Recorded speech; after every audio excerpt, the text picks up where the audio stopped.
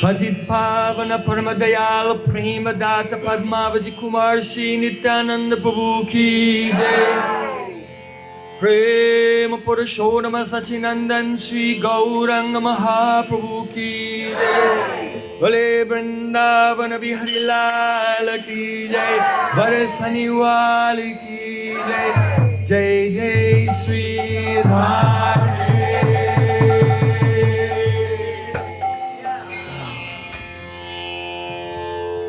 Jai Radha Madhava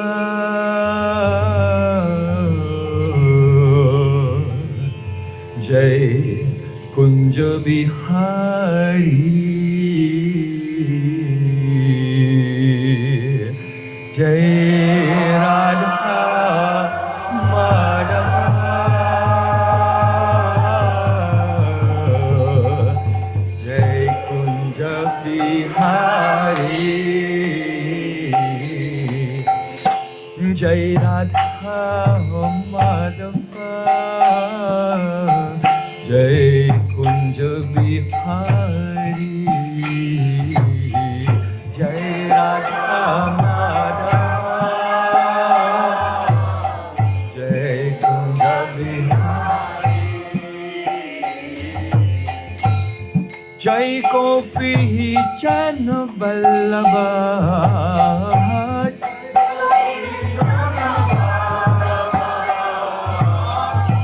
Jai Gopi Jana Vallabha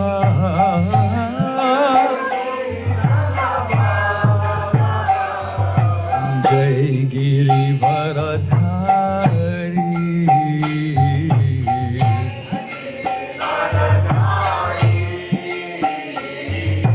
Jai Girivaradhari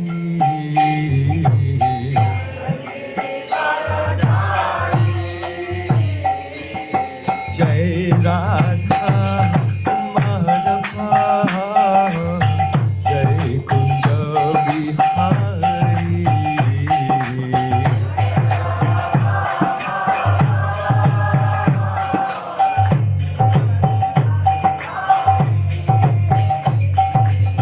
Jai Radha Madhava Jai Kunja Bihari Jai Radha Madhava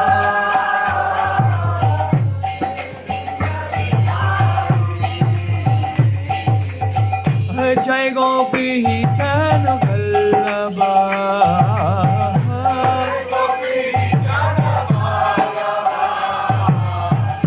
Jai Gopi Jana Vallabha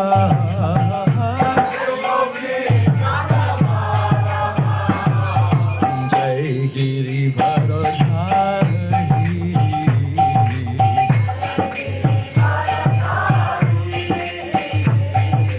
Jai Girivaradhari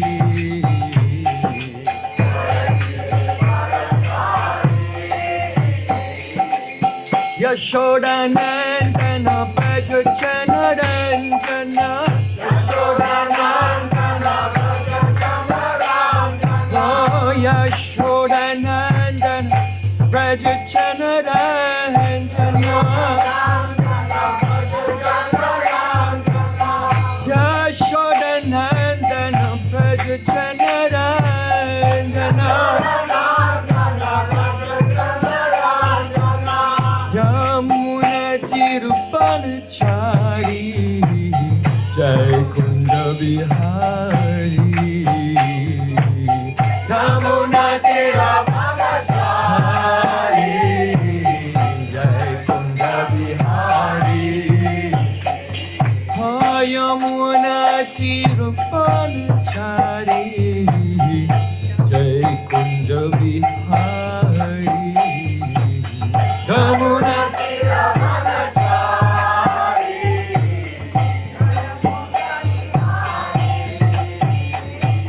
Jai Radha Madhava Jai Kunja Bihari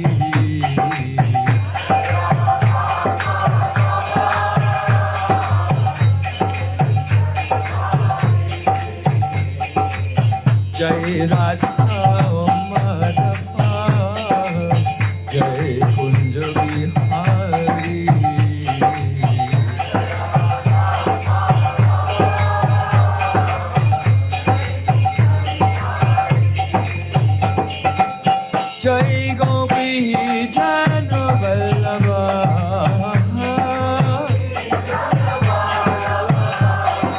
Jai Gopi Jano Vallabha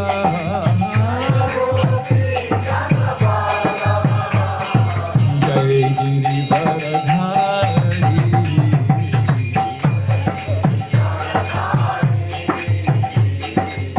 Jai Giri Varadhari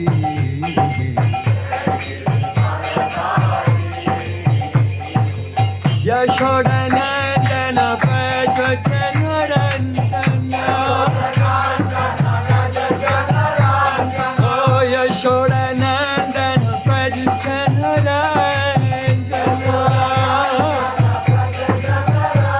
Oh Yashoda Jivana Vraja Janaranjana Yamuna Tiram Panachari Jai Kunda Vihari Yamuna Tiram Panachari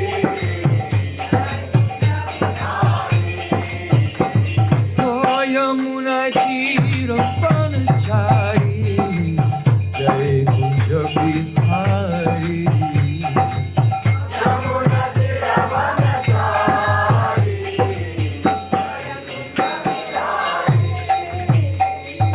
Hare Krishna, Krishna Krishna, Hare Hare.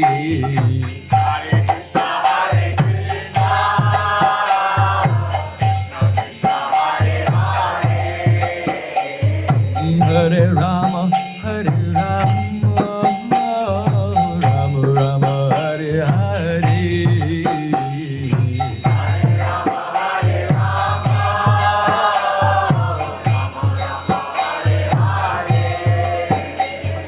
Hare Krishna, Krishna Krishna, Hare Hare.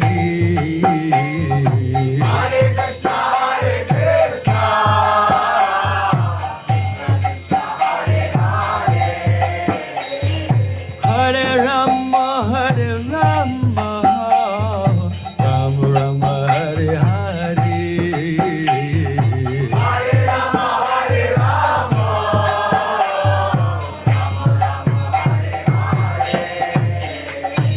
Hare Krishna, Krishna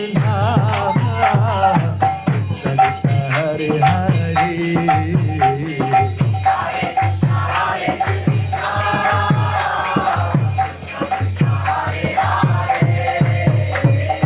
Hare Rama, Rama Rama, Hare Hare.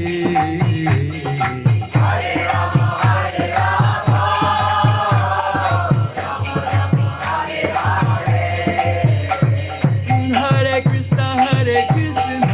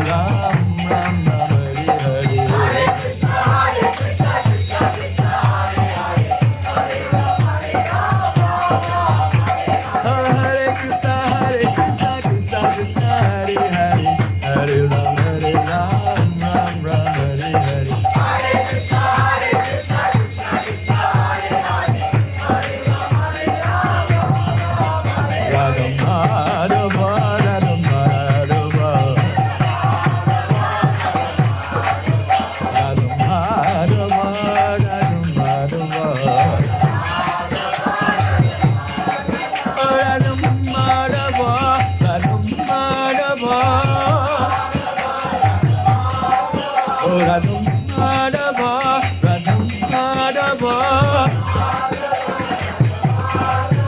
Radham Madhava, Radham Madhava, Radham Madhava, Radham Madhava, Radham Madhava, Radham Madhava, Radham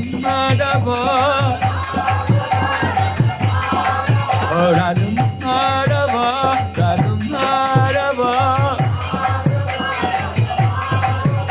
Radham Madhava, Madhava, Radham Madhava, Madhava, Radham Madhava, Madhava, Radham Madhava, Madhava, Radham Madhava, Madhava, Madhava. Hare Krishna, Krishna Krishna, Hare Hare. Hare Ram, Ram Ram, Hare Hare. Oh, Hare Krishna, Krishna Krishna, Hare Hare. Hare Ram, Ram Ram, Hare Hare.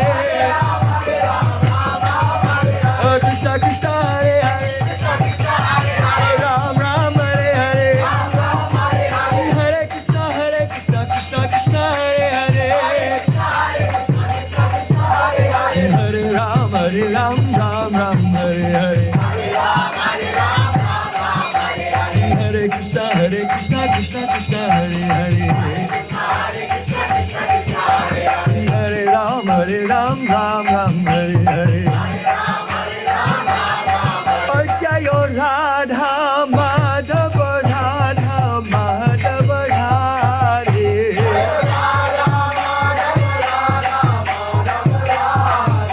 Jayo Radha Madhava, Radha Madhava, Radhe. Nitai Gaura Hari Bol, Hari Bol, Hari Bol, Hari Bol.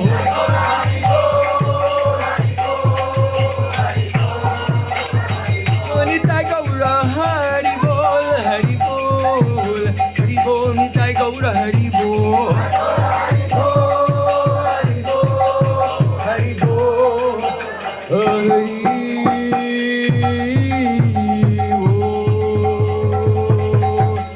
Bole Vrindavan Bihari Lal ki jai, Varsani Wali ki jai, Jai Jai Sri Radhe.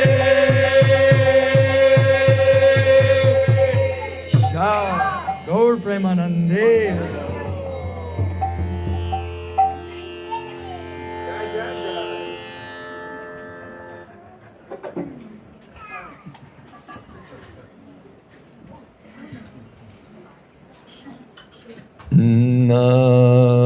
Nama Shrishtham Manamapi Shachiputram Patra Surupam Rupam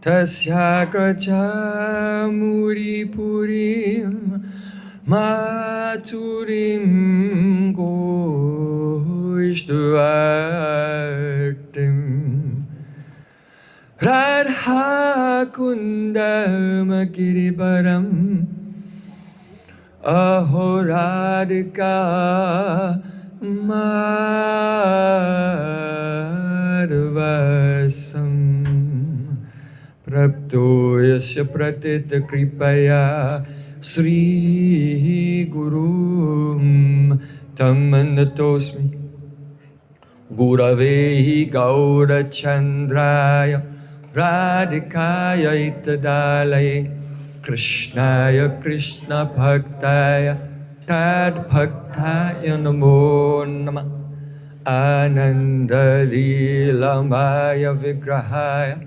Himabhadivyatschavi Sundaraya Tasmai Mahapremarasapradaya Chaitanya Chandraya Namo Namaste Chaitanya Chandraya Namo Namaste Chaitanya Chandraya Namo Bhaktya Bhina Aparata lakshe chiptascha kamaditoram kamadi kripa mahitvam shanam prapana brinde numaste charanaravindam brinde numaste charanaravindam govinda damodara madhaveti govinda damodara madhaveti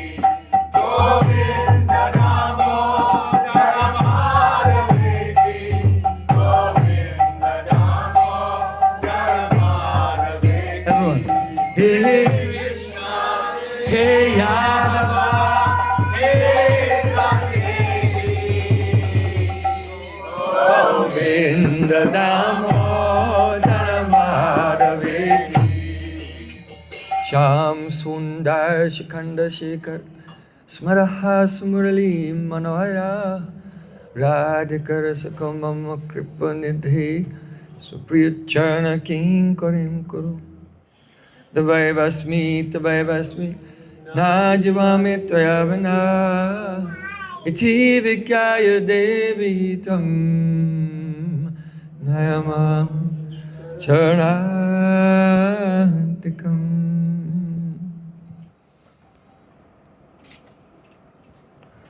First of all, I offer my Sastang Dandavat Puspanjali, my heart like flowers thousands of times at the lotus feet of my holy master, my supremely worshipable spiritual Gurudev, Asmadiya Paramaratma Guru Pada Padma, Nitya Lila Pravishta Om Vishnupad Ashtotara Satasri Rupanuga Acharya Varya Sila Bhakti Vedanta Narayan Goswami Maharaj. Secondly, I offer my pranam thousands of times at the lotus feet of my Param Gurudev to Srila Prabhupada and to our entire Sri Rupanuga Gaudiya Guru Parampara. And finally, I offer my pranam to all the assembled Vaishnavas and Vaishnavis Vanchakalpatarus, Upas and the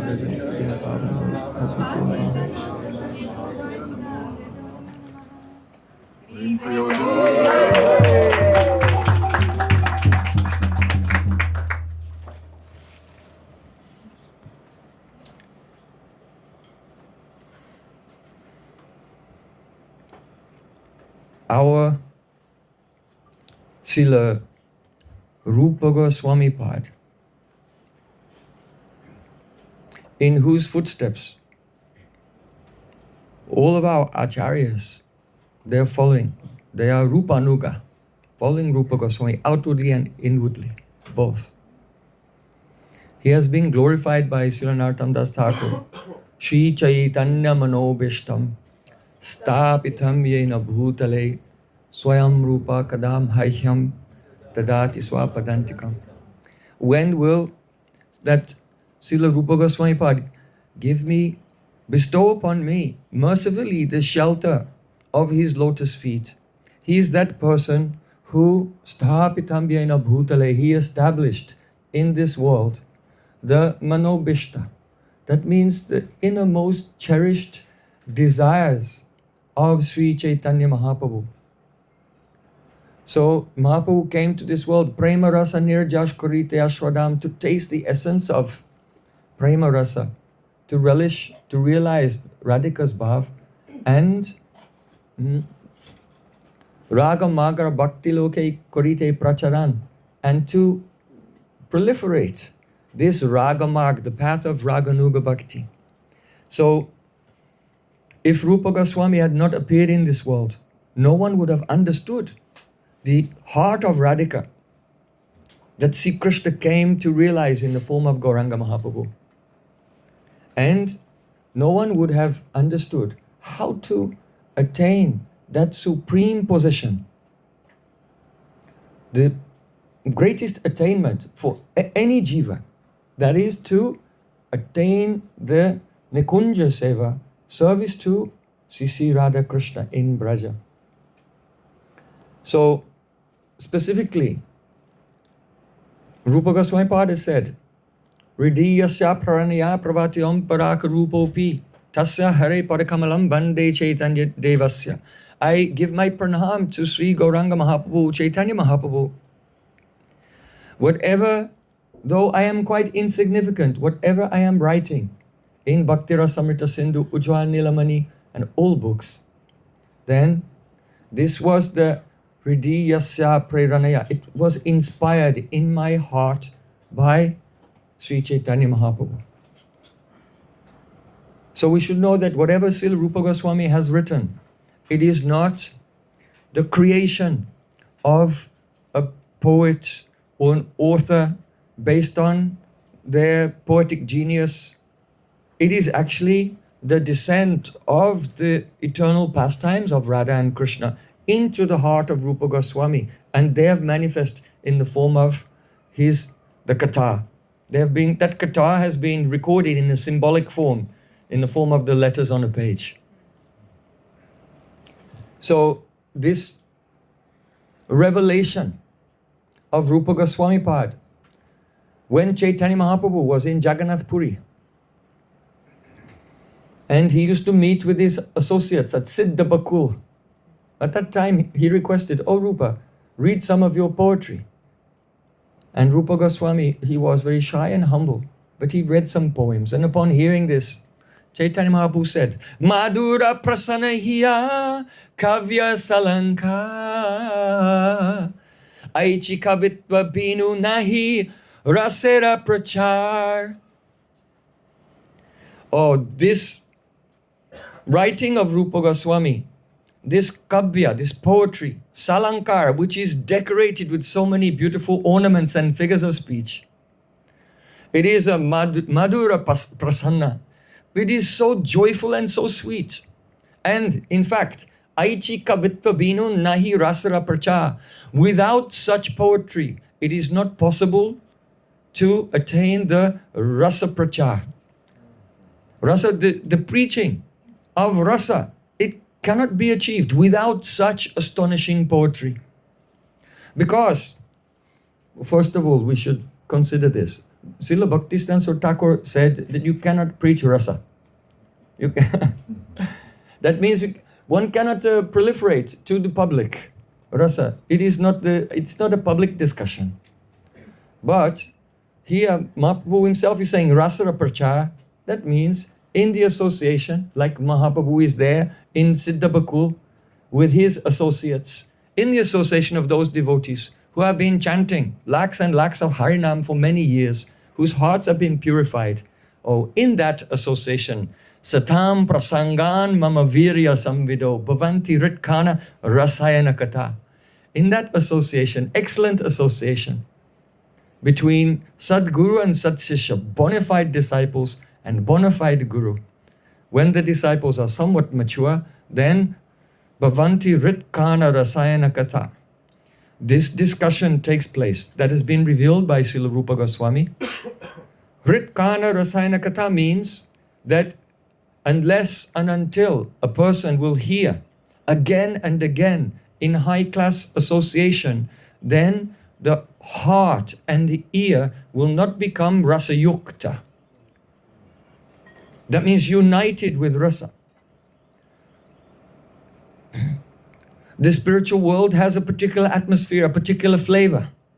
And the heart has to become united with that atmosphere of the spiritual world. And the ear attuned to receiving that Shabda Brahma, that message, which causes prakash, the illumination of the heart. And so in excellent association, then the opportunity comes to have the rasa yukta. The ear and the heart become rasa yukta. And there's a sign, there's a symptom. When the ear and the heart become rasa yukta, then one considers everything else in the world to be as insignificant as a blade of grass. Like a dry straw. Param drishtvā nivartate. Sri Krishna said, when one gets the higher taste, then he easily gives up the lower taste. So, Rupa Goswami Pad has given an elaborate details, fine details in the architecture of rasa theory. And it is a vast work Bhakti Rasamrita Sindhu and Ujjwal Nilamani together. It is a vast work. And so there he presented the rasa theory. But in his poems, in his dramas like Dankali Komedi, Lalit Madhav, Vidagdha Madhav, there he has given the living examples of every detail of his rasa theory as they appear in the natural flow of Radha Krishna's Lila. Because if you only, just like a person who has a education, he's studying, this is a noun, this is a verb, this is an adjective. So you can learn all the theory of grammar, but then now give a speech. If you only studied the grammar, that does not mean that you can speak fluently. So, in the same way, all the grammar of rasa has been given by Rupa Goswami, Bhakti Rasamrita Sindhu and Ujjwal Nilamani. But the fluent flow of the language, that means in the flow of the Lila, all of these astonishing details, they are manifest. So, today we want to discuss one sweet pastime, and that is the Gauri Tirtha Bihar, the play of Radha and Krishna at Gauri Tirtha. It is from the act, the 7th act of Vidagdha Madhav. First of all, we should know that Yoga Maya is arranging. She is the Lila Shakshi. She arranges the pastimes of Sri Krishna in an astonishing way, because Krishna in Vraja, he's Mugdha. He's not omniscient. He's Mugdha. He does not know what will happen in the next second. Just like a human being is not omniscient. You don't know what will happen 1 second from now. Airplane could just fly in. No one knows. So, but Krishna is like that in Vraja. He's Mugdha. And so, if Krishna is Parameshwara, the supreme controller, but in Vraja is not the supreme controller. So if Krishna is not controlling, then who's in control? So that position has been deputed to Yogamaya Purnamasi Devi. So Srila Bhaktivinoda Thakur said, Yogamaya Purnamasi Devi, she is the bij of Vikar in the Swarup Shakti. What does that mean? Bij means seed, Vikar means transformation. And Swarup Shakti means the whole internal potency, the spiritual realm. So Yogamaya Devi, she understands what is the desire in the heart of Krishna. And detecting the fragrance of Sri Krishna's desire, then she is the seed of transformation of everything in the spiritual world. She makes the whole situation move in such a way that that desire of Krishna will come true. So this is Yogamaya. She is the bij of Vikar in Swarup Shakti, the seed of transformation of the whole spiritual world. That is the playground of Krishna. Yogamaya Devi is Agatan Gatana Patiyasi Shakti. That means she's the power to make even that which is impossible possible. And because Yogamaya Bhagavati Purnamasi, she has the form of an elderly tapasvini, an ascetic, a renunciate lady. She's the mother of Sandipani Muni and the grandmother of Madhumangal and Nandimukhi. She lives in a Parnakuti, a very beautiful cottage of leaves, just outside Nandagaon, going in the direction of the Sankirtan Prem Sarovar, on the other side. She stays there. So, but because she's an elderly person and she feels some parental love towards Sri Krishna, then Krishna and Radhika, they have great honor for her, they have great reverence for her, and they become shy in her presence. And so Purnamasi Devi cannot directly serve when Radha Krishna are playing together. So she is the Yoga Maya of all the rasas. Shanta, Dasa, Sakyavatsal and Madhur, all 5 rasas. Wholesale of the Lila. But she has one Prakash, an expansion, who is in charge of just the Madhurya Rasa, the romantic pastimes, who has a form of a young Bandevi. Bandevi means a fairy of the forest. They have forest spirits, Bandevis in Vraja, and the leader of them all is Brinda Devi. So she's here today. And Brinda Devi is the Prakash of Yogamaya, and her special role is to manage the Lila of Madhurya Rasa. So, in this Act 7, we see that by the arrangement of Purnimasi Devi, who is an authority on Shastra, the Brijbasis accept the words of Yogamaya Devi to be not less than the Vedas directly. So the Brijbasis came to know from Purnamasi that in Shastra there's a famous verse that glorifies Saubhagya Purnima. Saubhagya Purnima is the last day of the monsoon season. So the rainy season is just now turning into the autumn season. So that Saubhagya Purnima is also the Raksha Bandhan day. It is also Baldev Purnima. It's also in our temples we celebrate it also. That's the last day of the Julan Yatra. So that is called Saubhagya Purnima, also called Shravan Purnima, because it's the full moon in the month of Shravan. So there's a famous verse in Shastra that says, Prasunair adbhutai kanta kanteina sravani dine prasadita prasiddhena saubhagyena vivadate. It means that if a heroine, if a woman is decorated by her lover with wonderful flowers on the full moon day in the month of Shravan, then she will attain the ever increasing good fortune. She's fortunate on that day, but from that day, her fortune will never be lost. It will increase more and more and more. So now the news is out in the village. What kind of effect will that have? So because in Vraja there are so many gopis and they're all in different groups.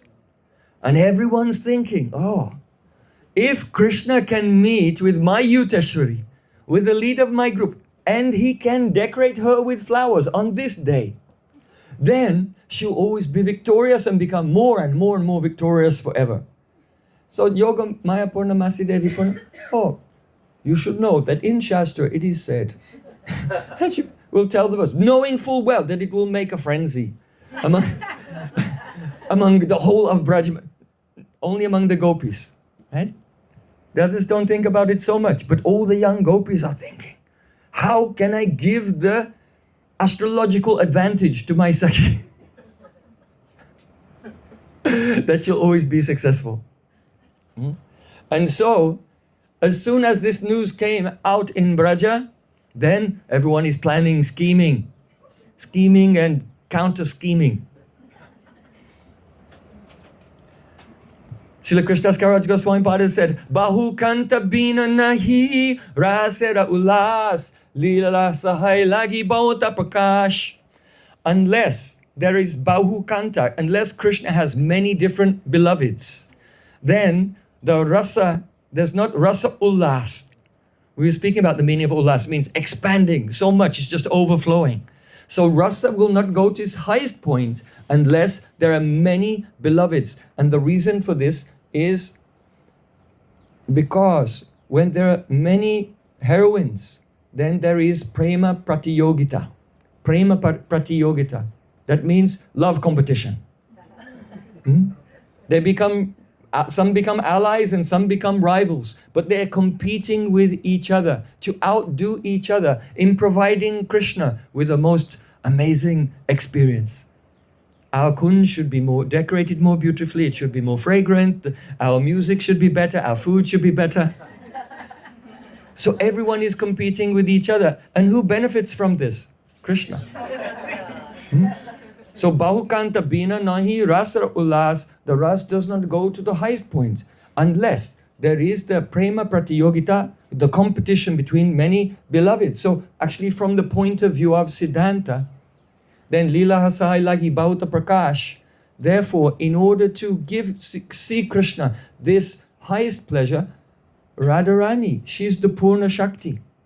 Krishna has one Shakti.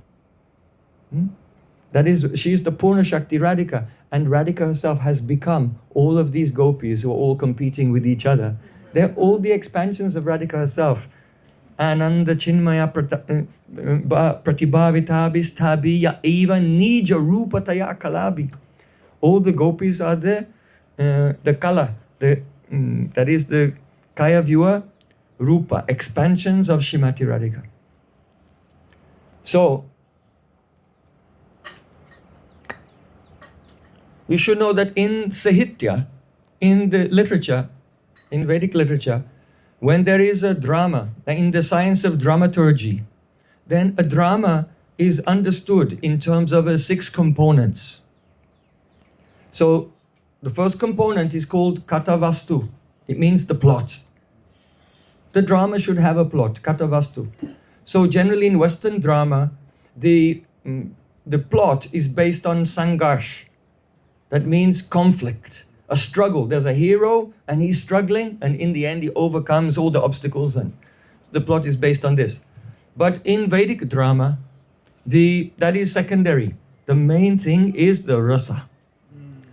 How the mellows of love will be manifest in such a way that all the audience can taste rasa. Then the second point is called Charitra Chitra. That means the development of the characters. That the dialogues, the speech should go on in such a way that the audience is becoming familiar and knowing the personality of each person. And that everyone speaks in their characteristic way. They cannot break character. The one person speaks politely one day and then he speaks rough in another day. He speaks like a demigod one day and then like a yokel farmer on another day. All the characters have to be developed systematically and uniformly. So the development of the characters comes out by their actions and also sambad, through dialogues. And the dialogues also, Sisi Radha Govinda Ju Ki Jai. There may be many aspects in the development of the story that cannot be presented on the stage, so they can be presented in the form of dialogues. So this happened and this happened, and so you jump through time a little bit to the next event, but be informed about what happened in between, in the sambad. Then the next one, the fourth one, is Vatavarana. Vatavarana means the atmosphere. Because if you make a drama here, then you all come and you came from whatever, Gainesville or Alachua or somewhere, then you may not be in the same mood as the location of the drama. And so the playwright, through the dialogues, through the speech, has to impress upon the audience, where are we? What is this place where we are? Because every location or time in history has its own atmosphere. And so the atmosphere has to be established by the drama. Then the fifth one is called Uddesya. Uddesya means the motive. What's the point of this drama? So now you can see most type of entertainment, the point is to make you become a degenerate. Right? But in Vedic society, it's not like that. Every drama, the point of it is to impress upon the heart dharma into the hearts of the people. And so by seeing a drama, they understand the dangers of adharma, of unethical behavior, and they see the success of dharma, and they get such a sanskar that when they leave the theater, they're a better person. That's what Vedic drama is all about. It's actually a transformative experience. And the playwright is facilitating the upliftment of the whole society. So now Rupa Goswami is a transcendental poet. So his goal is not the worldly dharma, dharmaha prajita kaitavatra paramone matsranam satam. All worldly dharma was kicked out from Srimad Bhagavatam. But the uddesya, the motive of this drama is that a message will come to the whole audience. They'll get a deep sanskar. And the message is that if you can become the dasya of Srimati Radhika, that is the supreme joy.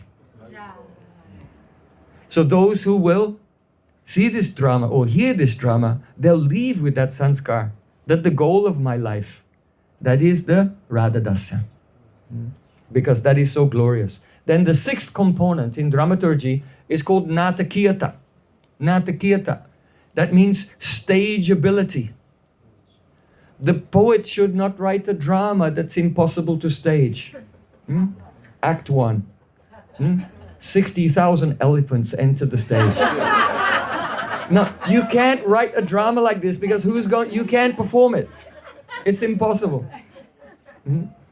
So, natakirta is very important, that things like huge battles or a house burning down, it's very difficult to make on the stage. Of course, now with cinema and CGI and all, you can do anything. But in traditional times, then in a serious stage, in the company of the educated persons, then the things that cannot be shown on the stage, they'll be shown in the dialogues, but it should not be all talk. There should be action, and so there should be natakiyata. It should be able to be staged in such a way that you have realistic expectations of the actors and the directors and the props department. So that natakiyata is important. So now the curtain is rising. Act 7. Brinda Devi, she comes onto the stage and she's looking around in all directions. And Brinda Devi said, "Oh, the breeze is carrying the sweet scent of blooming kadamba flowers. Buzzing bees, they're humming jubilantly. And they're assembling on the yuti, one type of jasmine flower. The peacocks are spreading their tails and dancing. And the earth has become dark green because it is the end of the summer season. The summer season has come to an end. And now everything has become green. The heat has ended. And these 12 forests of Vraja, they fill my heart with delight." So immediately what's going on here? Vatavarana. Vatavarana means the atmosphere. Just from the first opening words of Brinda Devi, everyone is there and brought into Vrindavan. But there's something else. That atmosphere is saturated with Madhurasa. Because when she said, the air is filled with the scent of blooming kadamba. You know, kadamba is the symbol of what? Romance. When the hero and heroine meet and their hairs stand on end, you know, like little balls on the skin. So the golden kadamba balls are there on the tree, and they have very small, they're covered in small filaments as well. So in the Rasik poetry, kadamba represents the romance, the standing of the hairs in ecstasy. And the yuti flowers are extremely soft. They symbolize the tenderness of the body of the heroine. And the peacocks are dancing in a temple. They have, you know, Devadasis, temple dancers. And the Devadasis come and they perform a dance to welcome the Supreme Lord when he's going on procession. So when the Brinda Devi said, "Oh, just see, the peacocks are dancing." Actually, Brinda Devi, she's the goddess of the forest, so she told them, dance. She's the one who's creating the whole atmosphere. It's all going on under her direction. So that means that the whole forests of Vraja, they are, through the peacocks, saying, "Swagatam, Swagatam." That means, "Oh, Radha and Krishna, welcome, welcome. Come and enjoy your kingdom." Because the kingdom of Radha Krishna is not in their home, Nandagaon and Yavat. Their kingdom, that is the Prem Raja, the realm of love, is the forest. So all the peacocks are dancing and inviting them to come there. And so Brinda Devi said, now the heat has ended. That means summer is over, everything has become green. It means that Radha and Krishna have been in separation from each other. But now, very soon, they will come together. Just then, Brindadevi, she looked and she saw in the distance, just by the Parnakutir of Yogamaya, Purnamasi. Purnamasi was standing there and talking with Abhimanyu, Radharani's so-called husband. So Brindadevi, she did not approach. She just hid and she's watching and overhearing from a distance.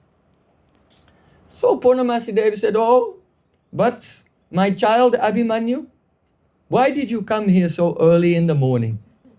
Abhimanyu said, "Oh, to ask some permission from you." For what? "Please give me permission to take Radharani to Mathura. We are going to move house. We are going to emigrate from Yavat and go and live in the big city of Mathura." Purnamasi then is struck with anxiety. Why?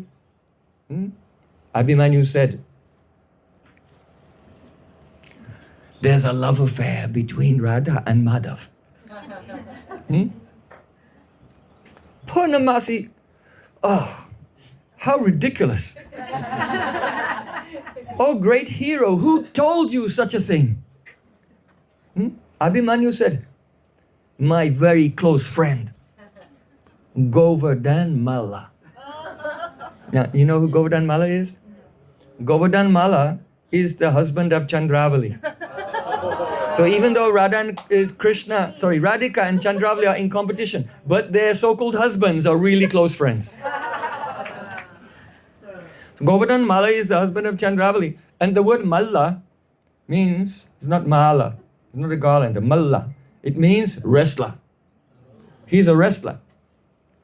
And so he's very close to Kamsa Maharaj in Mathura. He's one of Kamsa Maharaj's wrestlers. In fact, when Krishna and Balaram, they fight with Shal, Toshal, Chanura and Mustik. So the wrestler that you know as Toshal, that's actually Govardhan Malla. Yeah. So Abhimanyu said, "Govardhan Malla told me." Purnamasi Devi said, "Look, even though you think that you are very clever, but your intelligence is not so strong."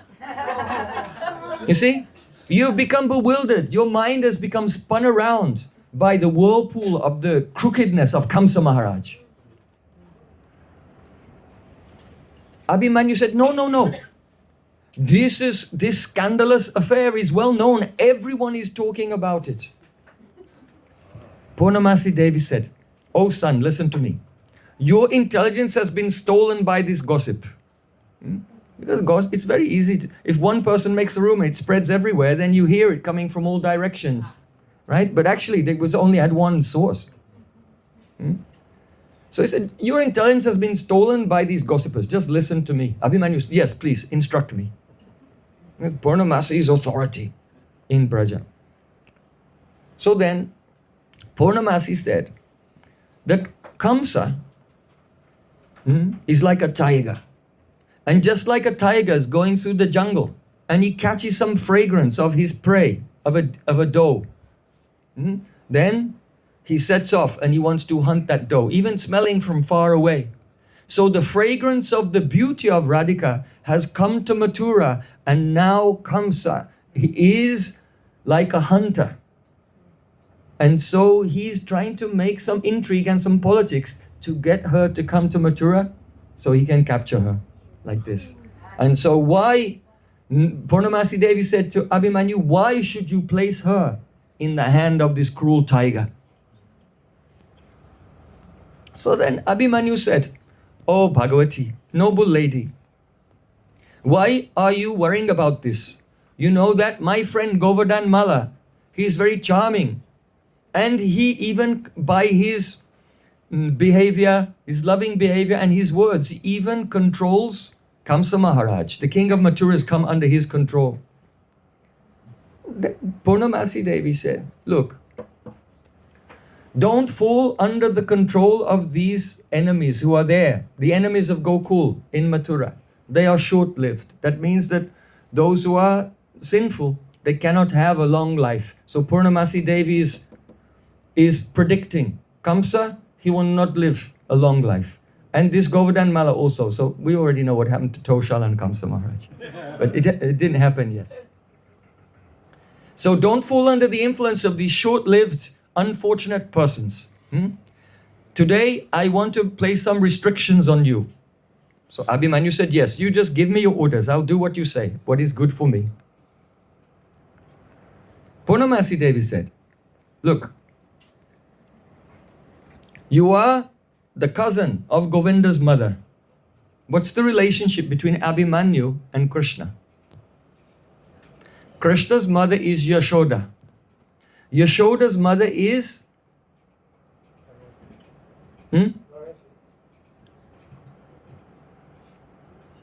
Patala Devi. Sumukha Gopan Patala Devi is the Yashoda's mother. Now, Yashoda's mother Patala Devi, her brother, his name is Gola. And Gola married the Jatila. And their son is Abhimanyu. So, actually, Yashoda and Abhimanyu, they're cousins.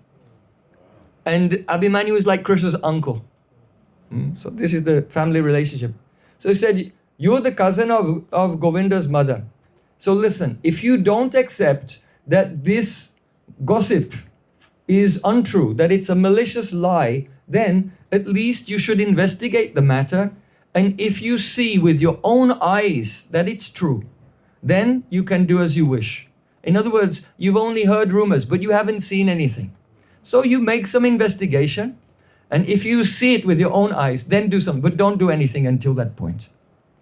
So then Abhimanyu, he said, I take your order on my head. And Purnamasi gave him a blessing. Oh, may you become the master of many cows. Then Abhimanyu said, oh yes, on the subject of many cows. My mother Jatila keeps telling me, listen, Jatila keeps telling him, oh son, you know that Chandravali worships the goddess Durga. And because of worshipping the goddess Durga, so her husband, Govardhan Mala, his name has become appropriate. So you should tell your wife that she should also become initiated into the worship of Durga. Durga in Braj means Katyani. Right? So what does it mean that Govardhan Mala's name became successful? Go means cows and Vardhan means increasing. So Govardhan Mala, he has a herd of cows and it's growing at a rapid rate. And Jatila's noticing how successfully and thinking, how is he becoming so successful? It's because his wife worships Durga. So she's telling her son Abhimanyu, oh, your wife should always also worship Durga, and then he will also get so many cows. So Abhimanyu was telling Purnamasi this. And so Purnamasi Devi said, oh, my fortunate child, you should know that very soon Radharani will be initiated in the worship of Sarvamangala. Sarvamangala. So Sarvamangala is also a name for Durga, but Krishna is Sarvamangala. He's all auspicious. So in this way, Purnamasi has given a blessing. Yes, your wife will very soon worship Sarvamangala. Abhimanyu said, you are so kind to me, thank you. And Abhimanyu disappeared. When Abhimanyu left, then Brinda was in her hiding place and she came out. And she approached Purnamasi Devi and gave a pranams to Bhagavati Purnamasi. Purnamasi Devi said, oh Brinda, you fulfill all my desires. Please tell me about the sweet pastimes of Radha and Madhav. Brinda Devi said, oh, the pastimes of Radha Madhav are the ever-expanding ocean of Madhurya Rasa. Who could ever stop describing them as long as the ananda of the description does not make them become gad-gad? So no one can, those who have a taste for the pastimes of Krishna, Radha and Krishna, they cannot stop. The only time they stop is when they become choked with ecstasy. So Purnamasi, hearing this, she became blissful. And she said, oh Brinda, my dear daughter Brinda, if Hari had not descended in Vrindavan with the beautiful eyed Radhika, then this entire creation would be useless. And especially Kamdev, the god of love, would be useless. So this is really a Siddhanta. Without the loving pastimes of Radha and Krishna, what is the meaning of life? What is the meaning of this world? All is useless, especially Cupid, the god of love, is useless. Purnamasi Devi said, "Oh, Brinda, I am surprised you came to the village at this time. Why did you come?" Brinda Devi said, "Oh, Bhagavati, I came here because there's something very serious. So I came here, I'm waiting to meet with Lalita." "Why is that?"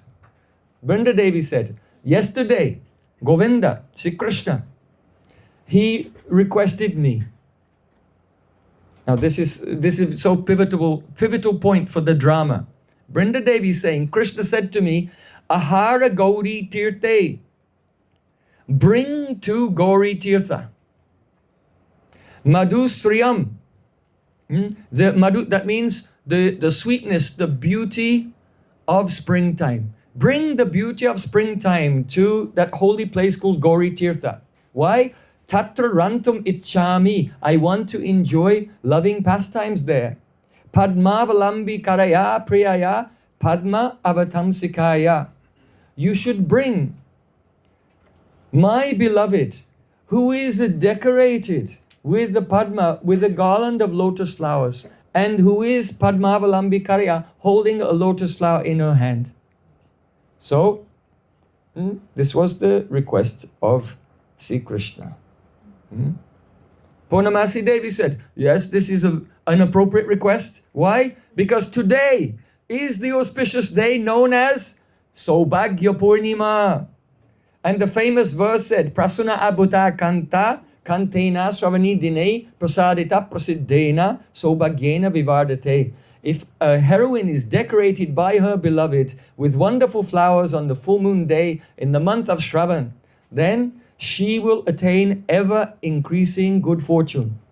So this is very good news that you have come here, you're waiting for Lalita, and Krishna has told you, you should bring, here there's some internal meaning, bring to Gauri Tirtha Madhusriyam, the beauty of spring. But here, what is the beauty of spring? It is the Ban Biha, loving pastimes. You should manifest the beauty of spring, that means the loving pastimes in this Gauri Tirtha, by bringing my Priya, my beloved, who is wearing a garland of lotus flowers and carrying a Padma, a lotus in her hand.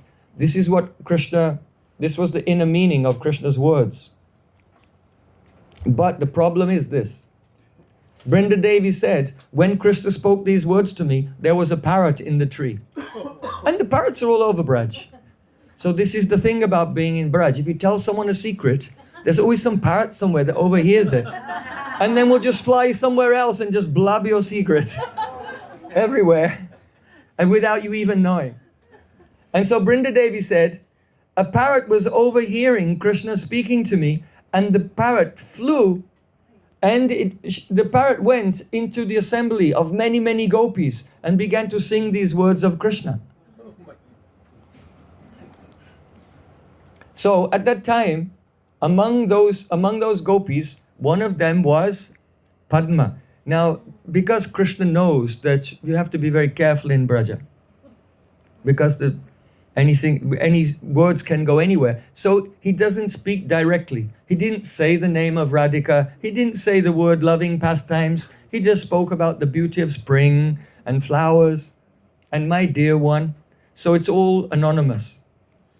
So, but Brinda Devi could understand. He's saying, bring Radharani to Gauri Tirtha for the loving pastimes. But when Padma heard this, Padmavalambi Karaya, bring my beloved who is holding the hand of Padma. So who is the best friend of Chandravali? Padma. Padma. So the meaning was that Radhika is holding a Padma in her hand, but Padma heard it, bring my beloved who's holding the hand of Padma. And so then she became so excited. Oh, this parrot is speaking the words of Krishna, and bringing the message from Krishna that Krishna wants to, that I will bring Chandravali to Gauri Tirtha on this day. Now remember, this day, it's a fixed time window.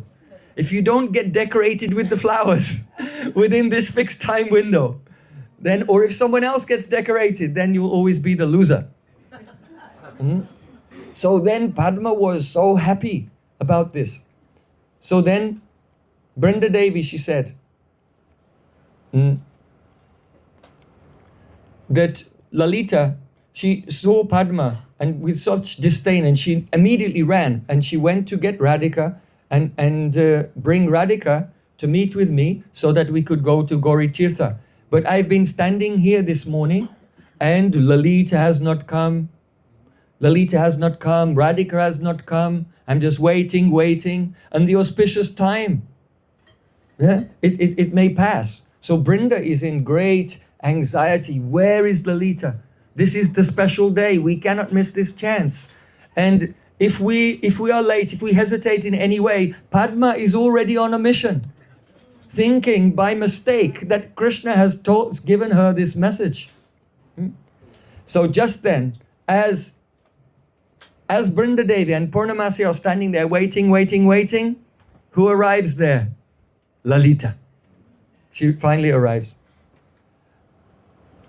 Lalita arrives there. She said, "Oh, Saki Brinda, Padma." Now, Lalita is looking in great anxiety. She's really upset. She said, "Oh, actually, Padma has a reason to be proud. Why? And now I understand. How can we go there to Gauri Tirtha? How is it possible?" Purnamasi Devi said, "Oh, Lalita, my dear daughter, what do you mean?" Lalita said, "Oh, noble lady, what is the use of showing our misfortune? We are so unlucky, we are unfortunate." So she doesn't want to tell Purnamasi what the cause is. Purnamasi Devi said, "Oh, my child, oh, Lalita," how Purnamasi loves Radhika and all her Sakhis. "Oh, my child, I am very eager to hear the cause of your distress. Please tell me. Tell me." Lalita said, "Oh, Bhagavati, our dear Sakhi, Radhika, made a Pavitramala. And she gave it to Krishna." Now, this is very interesting. The Shravan Punima is the last day of the month of Shravan.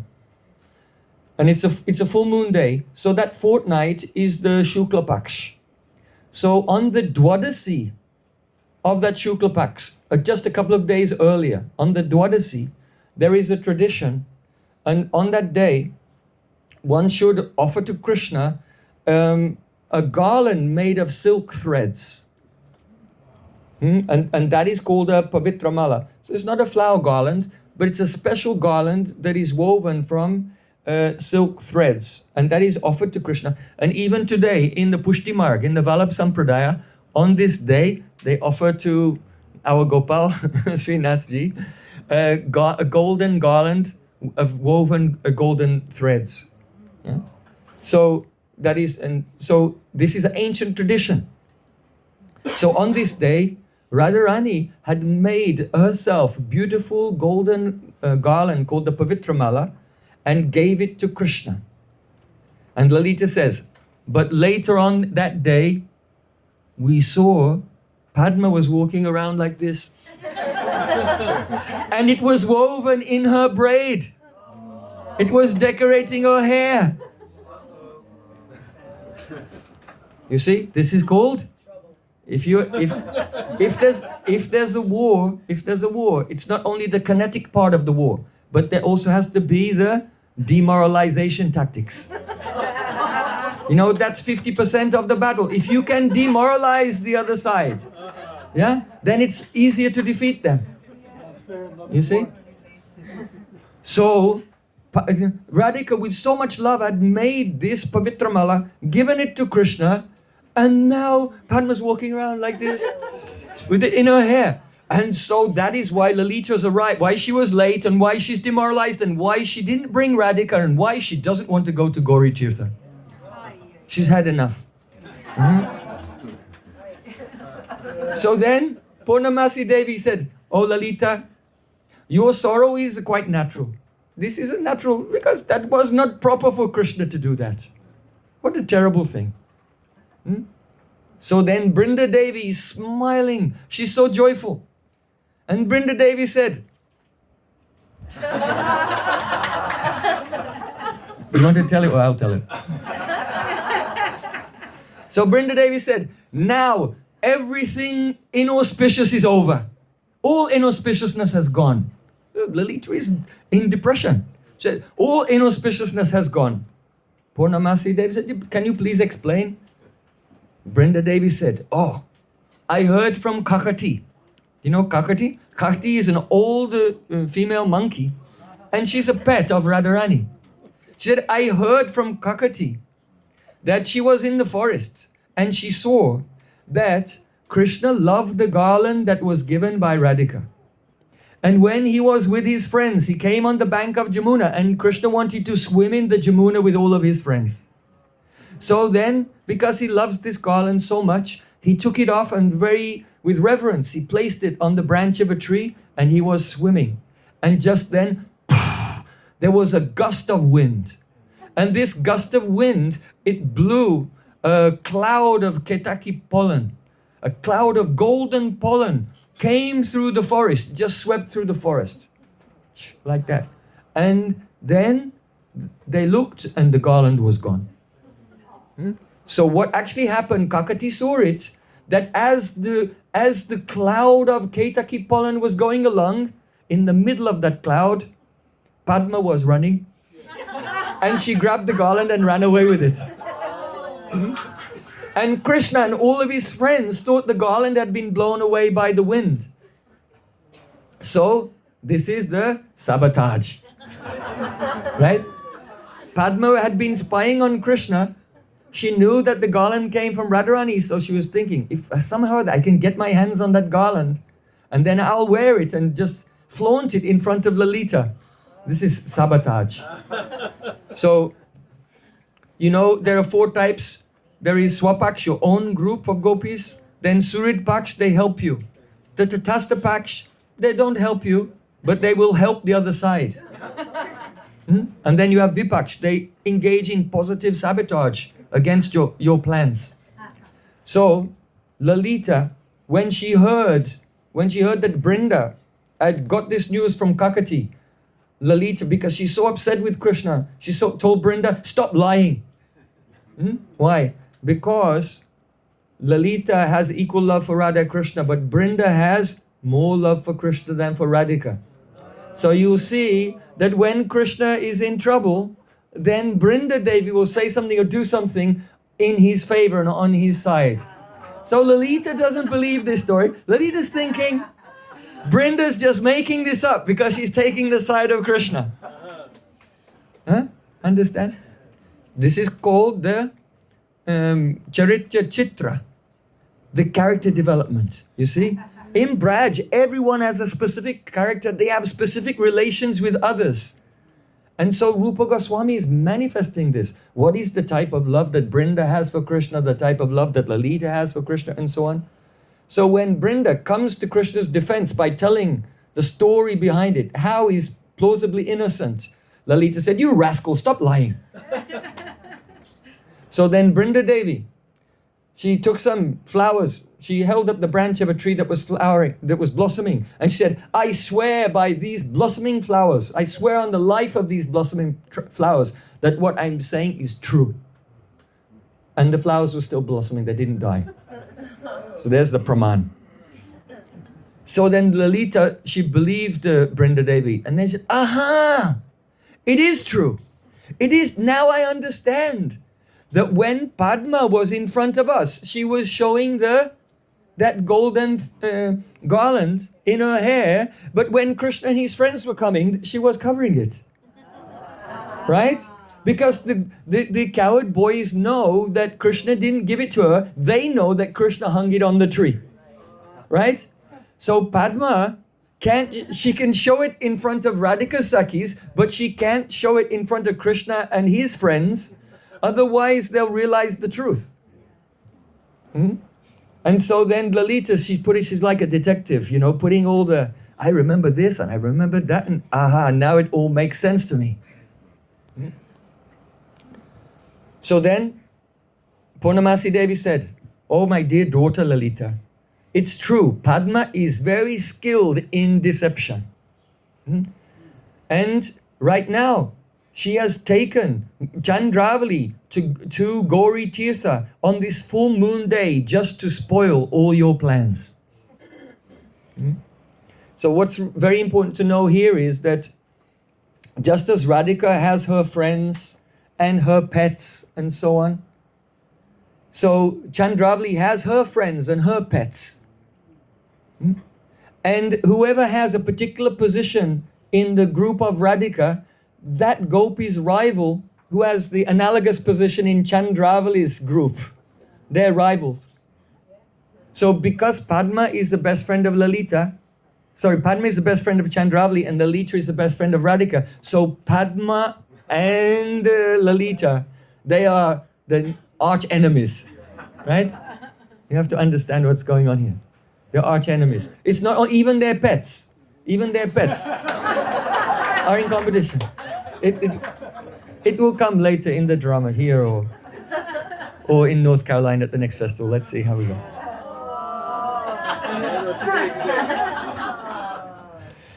So then, so Purnamasi said, yes, this Padma is full of deception and she's taken Chandravali to Gauri Tirtha to spoil your plans. So then Brinda Devi, she said, "Oh, you are speaking the truth, Purnamasi. Oh, Bhagavati, noble lady. And it doesn't seem auspicious to take Radharani there today. Because we can't take Radharani there to Gauri Tirtha if Chandravali is there." So then Vishaka said, no, Vishaka just arrived there. So now there's Purnamasi, Brinda, Lalita, now Vishaka's come there. "Oh, Brinda, you should not say, it is na Kalyani Pratipati. You should say Kalyani Pratipati. It is not inauspicious, it is auspicious to take Radharani to Gauri Tirtha." Brinda Devi said, "Why? How can it be auspicious to take Radharani to Gauri Tirtha if Chandravali is going there?" So then Vishaka Devi said that Madhya Yashoda, she met with Karala. So Karala is the grandmother of Chandravali. And Madhya Yashoda told Karala, Purnamasi Devi has said in the Shastra, there is a famous verse. What is the verse? Prasuna adbhuta kanta kantena sravani dine. This verse comes again and again. That if a heroine will be decorated by a hero with astonishing flowers on the Shravan Purnima day, then her fortune will increase and increase and increase. So even Madhya Yashoda was talking about this verse to Chandravali's grandmother, Karala. And so Karala thought, oh really? If the heroine is decorated by a hero, then her fortune will increase? Wonderful. So then she arranged that her granddaughter, Chandravali, should spend the whole day with Govardhan Mala.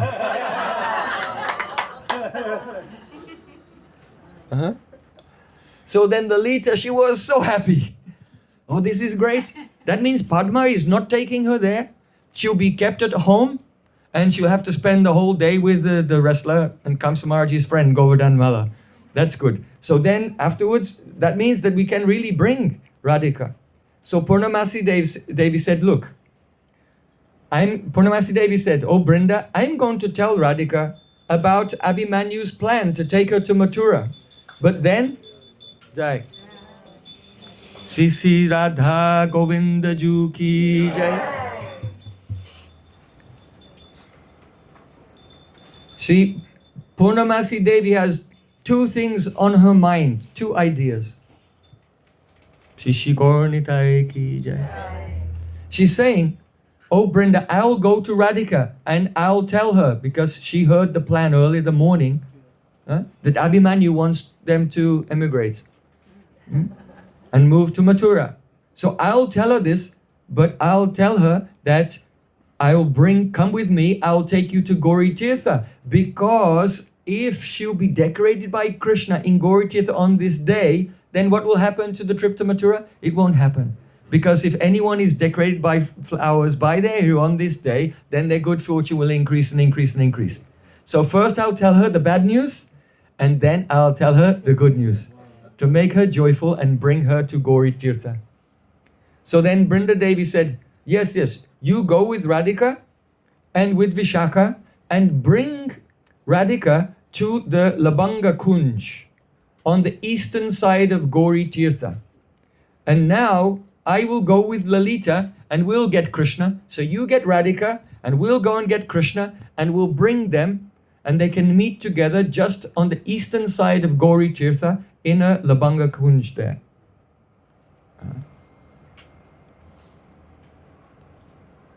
So, do you know the geography of Govardhan?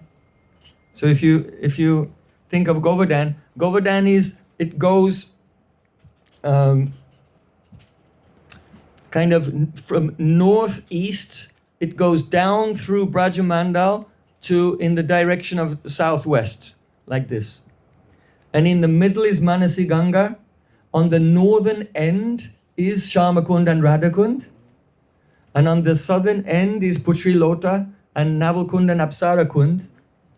But in the middle there is the Dangati.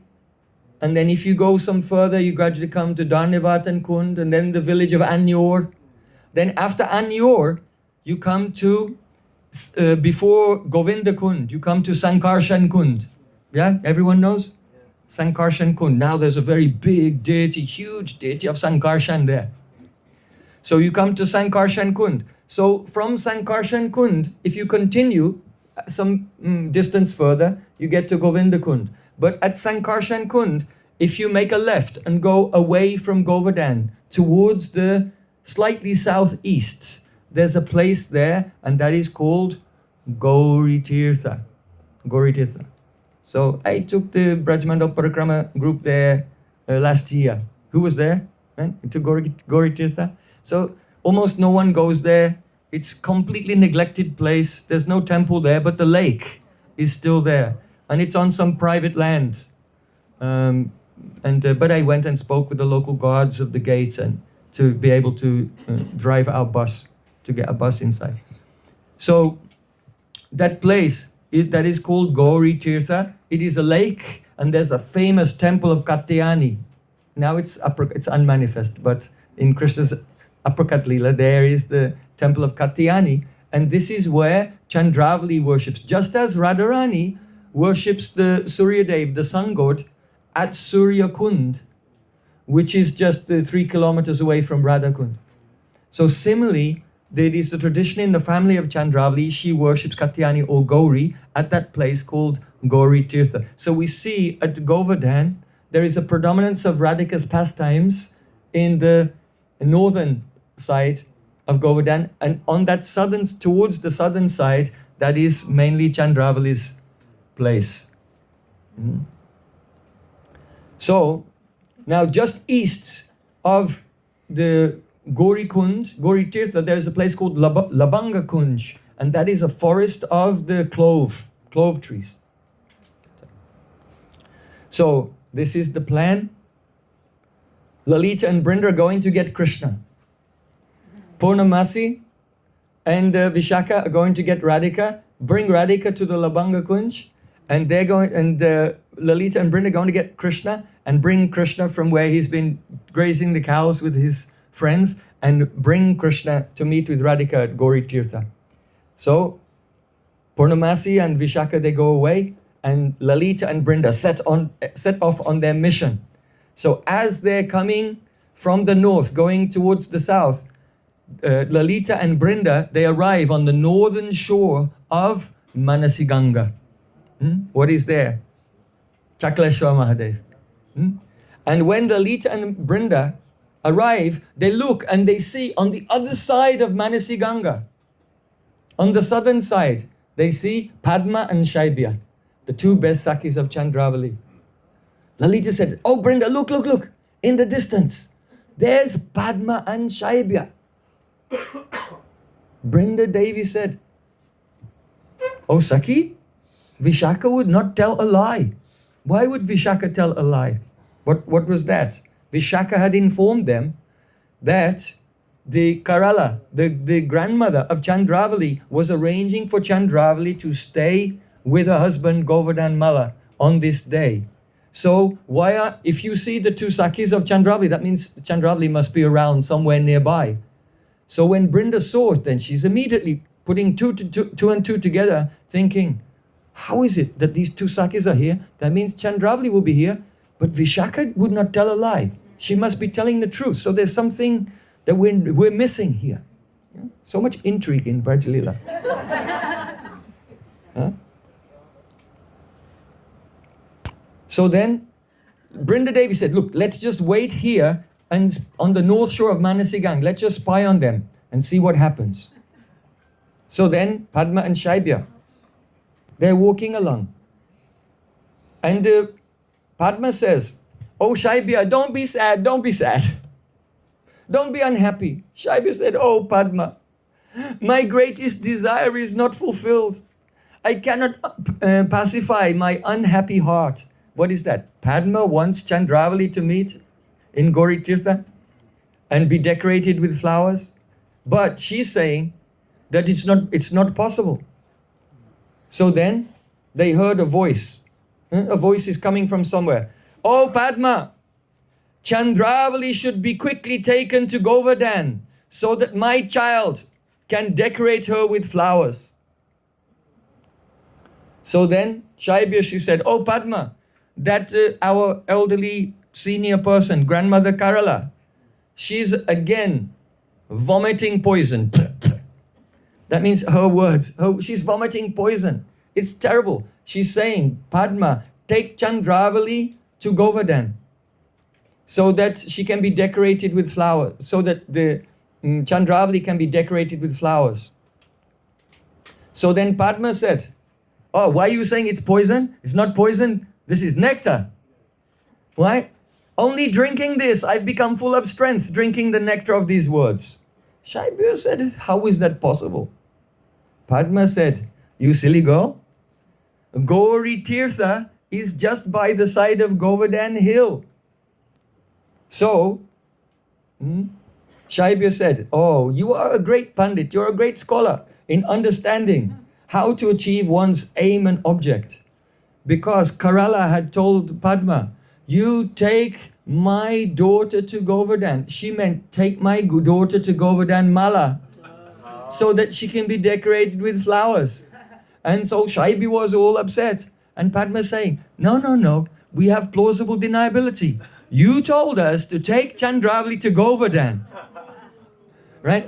So the grandmother meant take to her husband Govardhan Mala.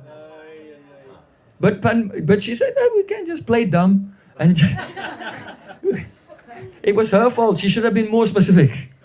So we'll just pretend that she take my granddaughter to Govardhan. That's what she really meant. So let's go. So then they're very happy. And from the south side of Manasiganga, now they're coming from Manasiganga along the southern side of Govardhan. So the Perkramagi goes through Aniur. Gradually, they're moving in the direction of Govinda Kund. So then Shaibya, she said, "Oh Padma, where are the offerings for Gauri? If Chandravali is going to do the puja of Gauri, where are all the offerings and the paraphernalia for worshipping Gauri?" Padma said, I gave them to Madhu Mangal."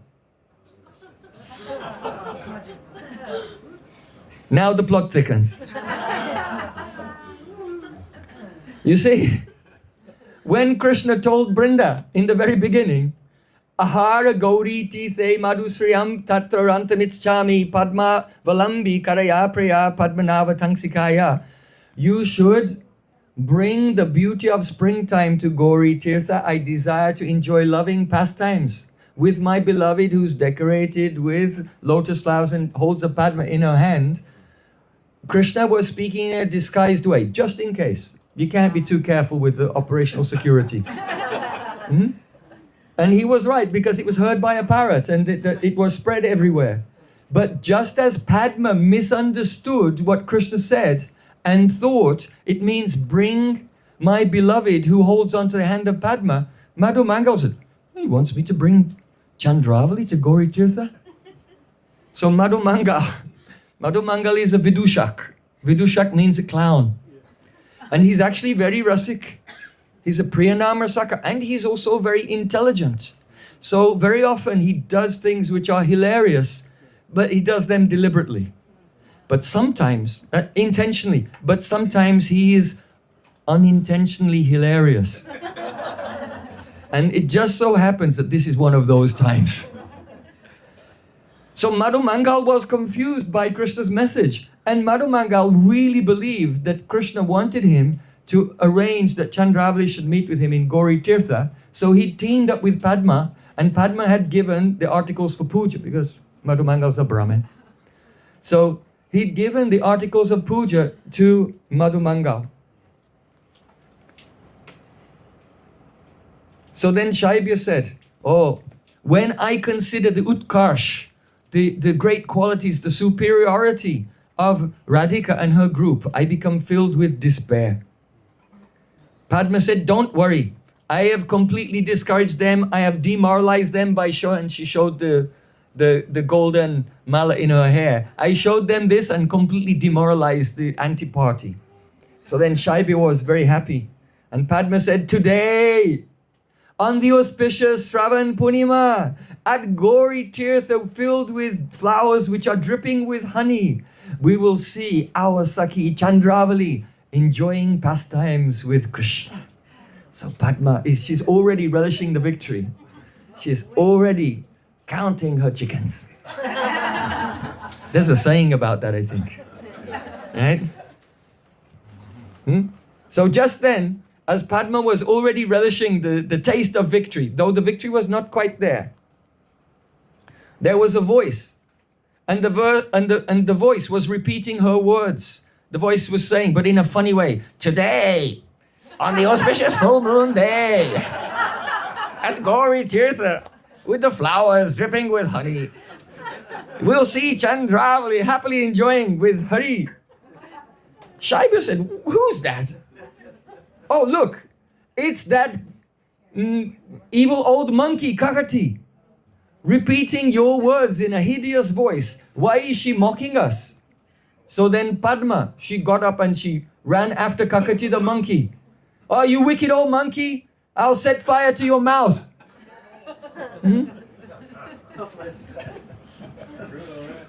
So then Kakati, the old monkey, says, oh Padma, just you wait, just you wait. Now your house is empty. I am going there to eat all the fresh butter.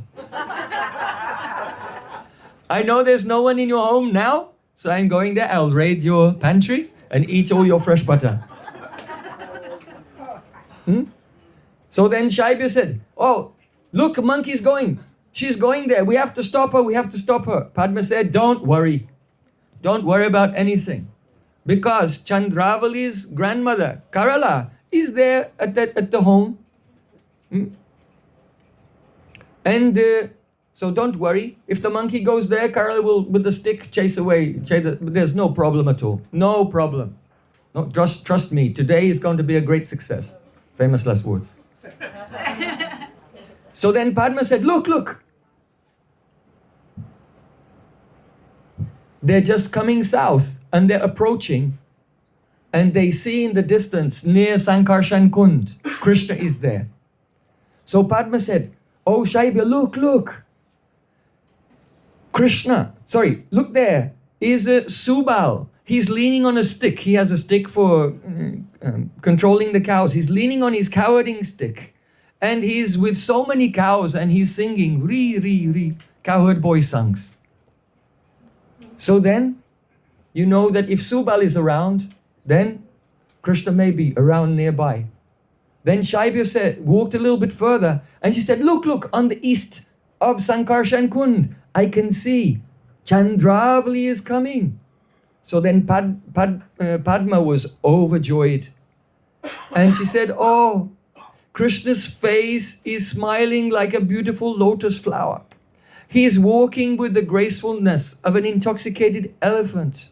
And his charm complexion is shining everywhere and relieving the fatigue of our eyes. And now look, the beautiful moon-faced Krishna Chandra has found Chandravali. One moon has met many moons. Krishna Chandra has met with Chandravali. So from the distance, Padma and Shaibya are seeing that Chandravali and Krishna are meeting on the eastern side of Sankarshan Kund. So Sankarshan Kund is here, and slightly to the southeast, Gauri Tirtha is here. Radharani is supposed to come and be on the eastern Labanga Kunj. Krishna's coming from this direction, and Chandravali is coming. Krishna's on his way to Gauri Tirtha just to meet with Radharani. So he's all decorated and he's all ready and he's on his way to meet with Radharani and Chandravali.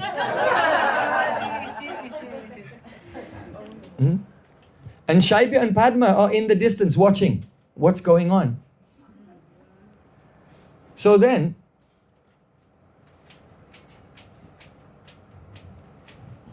it's a very delicate situation. Krishna's on his way to a date.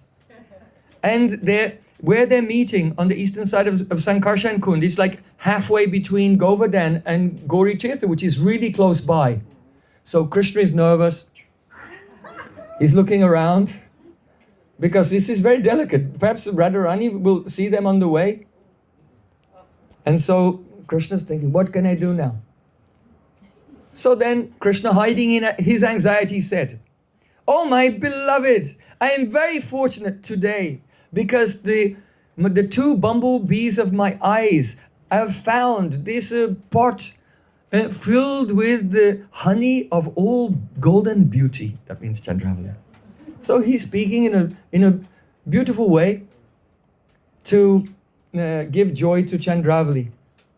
Chandravali is walking along and Krishna came in front of her path. Why did Krishna get in front of? Because the path from the eastern side of Sankarshan Kund to Gauri Tirtha, he's standing there because he wants to talk to her and maybe get her to walk. Just go in another direction. Don't go in that direction because that's where his date is, right? Yeah? So Krishna is blocking the path. Chandravali said, "Oh, please, can you get out of my way? I'm going to Gauri Tirtha to worship Katyayani." Now Krishna is really in trouble. Problem alert. Krishna is thinking this is a disaster. I'm going there to Gauri Tirtha to meet with Radhika, and Chandravali is also going there right now. So then, Krishna, he was trying to flatter Chandravali. Just then, Shaibya and Padma, the Sakis of Chandravali, they appear. And they give some help to Chandravali. "Oh, Saki, look, there are many paths to go by Gauri Tirtha. You don't have to go by this one that Krishna's blocking. Let's go around him and we'll go another way." Chandravali said, "Oh, you have arrived. Fortunately, my Sakis are with me now." So then Krishna, he's saying to himself, if there's a drama, then the actor makes this mudra. It's called Mrigi Mudra. And so, because obviously the audience, they're not psychic, they can't read the mind of the actor. So, and if he speaks out loud, they'll think the others will hear. So in a Vedic drama, the actor will go like this and touch his heart. And that indicates to the audience that what he's saying is only thinking in his mind, so that the audience can compartmentalize the dialogue, that it's not part of the public dialogue. So then if you're playing Krishna in this drama, then you have to do this, go like this. So then Krishna says to himself, How is it that I was yearning to meet with Radharani, and I came all the way here and Chandravali is here. So then Padma, she's whispered in the ear of Krishna, "Oh Krishna Chandra, I got your message. Ahara Gauri Tithe Madhusriyam. I received your message, and so I have brought Chandravali here." So Padma thinks she's done a great service for Krishna, and he's come to meet with Chandravali. So by a trick, I brought Chandravali here. What was that trick? Chandravali was supposed to stay with her husband because her grandmother heard from Mother Yashoda the verse, the famous verse. So because she said, "Oh, you should take her to Govardhan," by this trick, she brought Chandravali there. So then Krishna, he said, Krishna, now I understand. I wanted to have a girl who was holding a lotus in her hand, but she thinks I meant the girl who holds the hand of Padma. She misunderstood. Then Krishna thought, it's not her fault. I can't blame Padma, I can't blame Chandravali. It was just one of those things. It is what it is. So then Padma said, oh, Krishna, quickly take Chandravali to Gauri Tirtha. Krishna was like, if I take Chandravali to Gauri, I can't show up to meet with Radharani with Chandravali. That's not going to work. That will not work. So then Krishna thought to himself, I know that Chandravali's feelings are sincere. She sincerely loves me. So let me just try to please her a little bit. That will also satisfy my own heart. So then Krishna said, oh Chandravali, you are a festival of happiness for Padma. You're always radiant and faultless. And let's go for a walk. Oh my Kurangakshi. Kurangakshi means who has eyes like a deer. Let's go for a walk in the forest. So Krishna wants to walk with her, make her sad, but walk her away from the danger zone. So just then, as Krishna said, Kuranga Akshi, Kuranga. Kuranga means deer. Then Padma looked and said, oh, look, there's Krishna's pet deer, Suranga. So this is also a critical moment. Why? Krishna has a pet deer named Suranga. And Radharani has a pet deer named Rangini. And Suranga and Rangini, they always hang around together. So if you see Suranga, then that means Rangini should be nearby. But that means that Radharani should be nearby. So Krishna, let's go for a walk in the forest and just relax. And Padma said, oh, look, there's Suranga. Krishna's hairs are standing on end. And not with joy. You know, now it's getting really tricky situation. So, and Krishna spoke to Chandravali, oh, Kurangakshi. That means Kuranga Akshi, whose eyes are like a deer. And suddenly this deer appeared. So in drama, this is called Artapeksha. Artapeksha. When something in the drama foretells the next thing that's about to happen. And it makes a very mystical effect. Oh, your eyes are just like Kuranga. Oh, there's a Kuranga. The Suranga Kuranga. So then Krishna becomes frightened. And he's thinking, oh, that means Rangini is nearby. And he's trying to listen. And he can hear the calling of Rangini, calling Suranga. So that means really Radhika is close by. So it's a very delicate situation for Sri Krishna. So then Padma said, why is Suranga running to the south? Now what is south of Sankarshan Kund? Southeast? That is the Gauri Tirtha. So then Krishna, he thinks, oh, the Suranga was attracted by the voice of Rangini. So he's gone to Gauri Tirtha. I should try to stay here and keep Chandravali here in Sankarshan Tirtha for a while I think of how to get out of this mess. So Krishna's a genius, he's so intelligent, but now he's trapped by fate, by circumstances. He's in trouble. So he said, let me go for a walk, let me just speak nicely to them, and while I'm speaking some pleasantries with them, inside my brain will be trying to figure out how to get out of this mess, come out of it successful.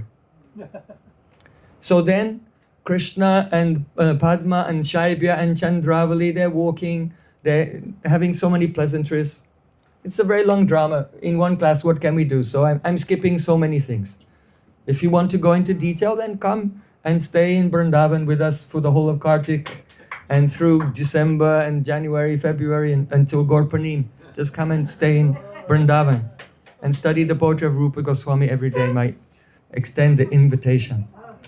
So as Krishna was thinking, okay, we'll just go for a walk, stay calm, stay cool, I'll figure a way out of this situation. Oh, and Lalita's coming.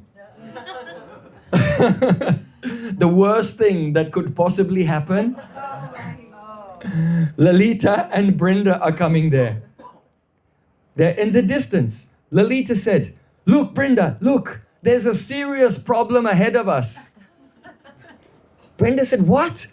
It's very difficult to disobey the order of Kerala. How is it possible that Padma has brought Chandravali here?" Lalita said, "Look, Brinda, you're very skilled. You know all types of arts. Why don't you go there?" Because actually, Krishna, they're approaching. They come on the stage. Krishna hasn't seen them just yet, but Lalita and Brinda are seeing Krishna with Chandravali and Padma and Shaibya. So they're making a plan. Lalita said, "Brinda, you go there and by some clever trick, extract Krishna from the company of Chandravali. Just get him out of there." So then Brinda said, "Chandravali is like a treasure of love and reverence for Krishna." That means Grita Sneha. She has Grita, the love which is filled with reverence. "How will I convince Krishna to leave her?" Lalita said, "Look, yes, she has Grita Sneha, but my Radhika has the Anurag Bhatta." Bhatta means a warrior. A warrior. It's not Bhatta with two T's, but Bhatt means a warrior. She has Anurag, but that means that the Madhu Sneha, the love of Radharani, is like a ferocious warrior. And when only the scent of Radhika's love comes, then Chandravali's affection just runs away like a thief in the night from this powerful warrior. So the Grita Sneha of Chandravali is Tadiyata Bhav, "Oh Krishna, I am yours." But Radharani's Madhu Sneha is, "Krishna, you are mine." So this love is much more powerful than Chandravali's love. So Lalita said, "Just go there and find a way to extract Krishna from the situation." So Brinda said, "You're right. But I can see, look, Krishna's being he's showing so much favor to Chandravali. So I think it will be difficult."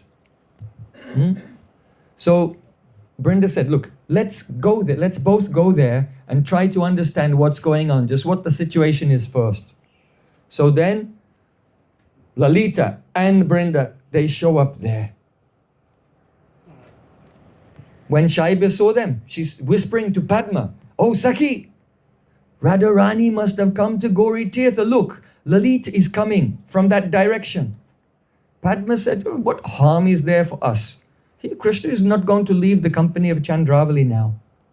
So now Brinda and Lalita have come and it's disaster because Krishna's thinking, "Oh no, Lalita is so ferocious. Now Lalita has found me in the company of Chandravali and it wasn't even my fault." Just consider Krishna's... What did he do? Krishna sent a message through Brinda, "Tell Radharani to meet me at Gauri Tirtha." But somehow or other, because of the parrot's hearing and some misunderstanding and Madhu Mangal misunderstanding, Krishna has just innocently walked into a situation where he looks like he's guilty. It looks like he's completely guilty of betraying Radharani, but he's totally innocent actually. And now he sees Lalita has come there. Krishna's thinking, "Oh, now the situation is compounded. I don't know how I can get out of this." So then Lalita approaches and speaks very kindly to Chandravali because Chandravali is a group leader. Group leaders have such dignity. They always speak politely to each other, but it's their Sakhis who have the rivalry. They can speak to each other in poetry and words and riddles, but these riddles are full of needles. And it's always some barb is there, some sarcasm, some criticism, some minimization, or the expression of our group is the best.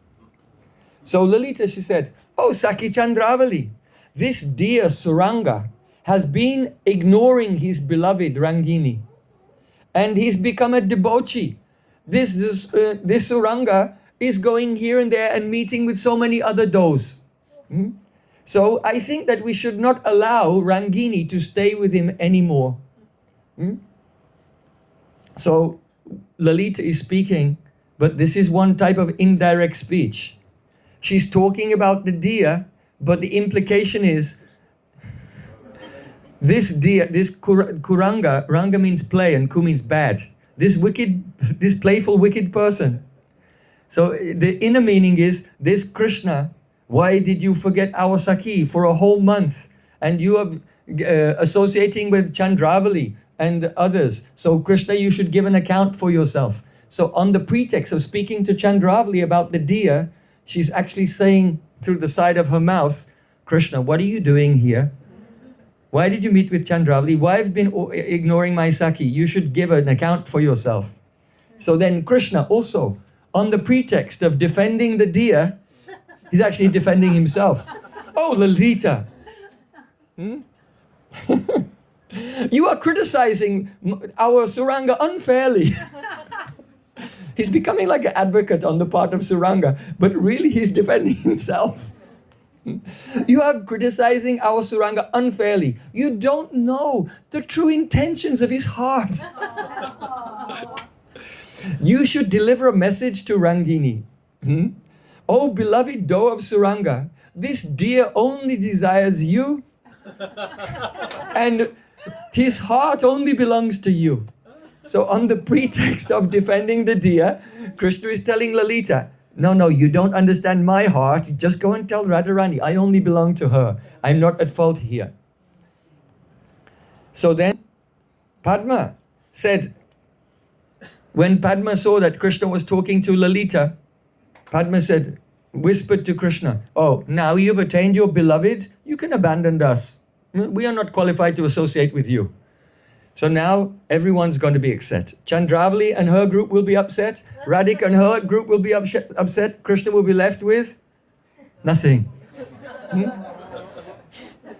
Krishna said, oh Sakhi, you are so beautiful. I swear that I have no attraction for those proud and crooked gopis who are even slightly related with Radhika.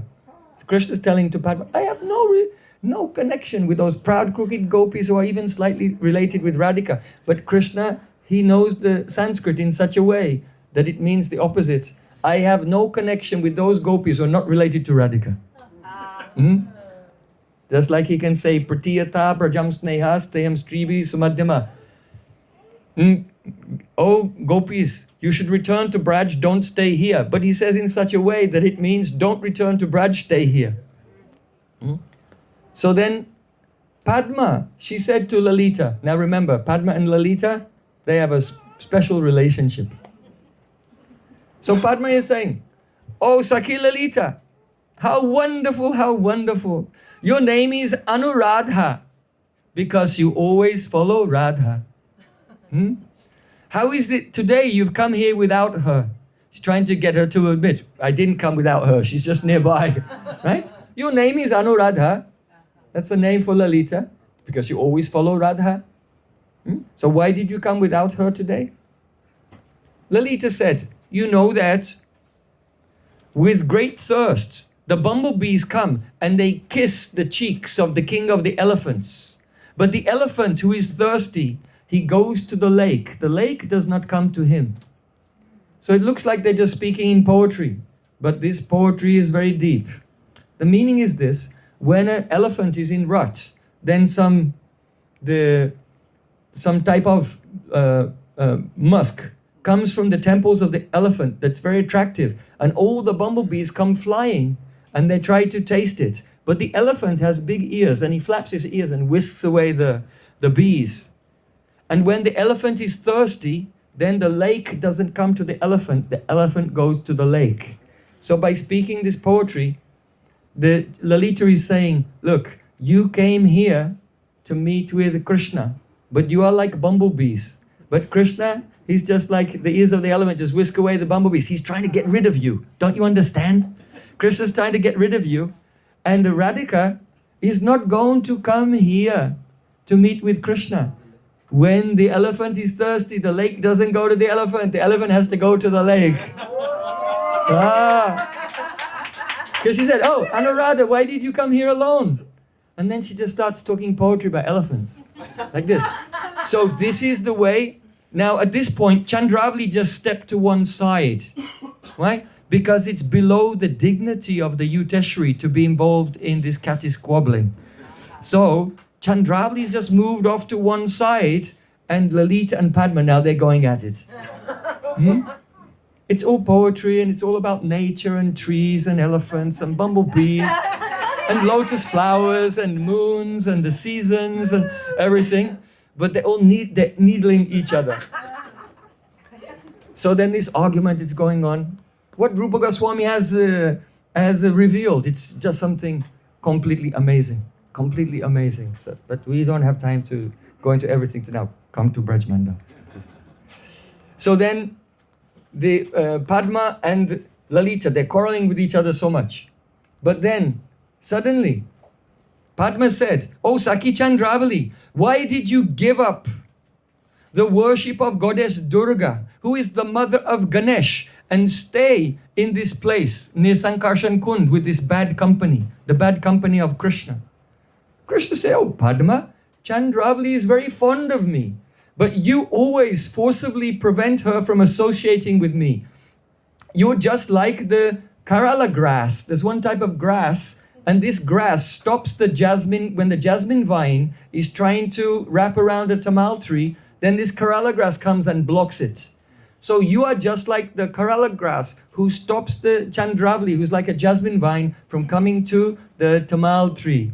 Now, when Krishna said Kerala grass, then this word Kerala, it's artapeksha. When something in the drama foretells something that's about to happen. So then suddenly, Chandravali's grandmother has arrived there. She's got a stick in her hand. "Stop, stop! Oh, by good fortune, I found you on this path." Shaibya is in anxiety. "Padma, alas, alas, how did this old woman know that we were here?" Kerala said, "Ammo, ammo."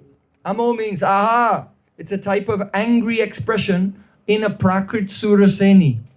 Rupa Goswami has written some of the words are in Sanskrit, when there's a lot of bhav. But in some fast dialogues and anger, then he uses the language of Brajabhasha.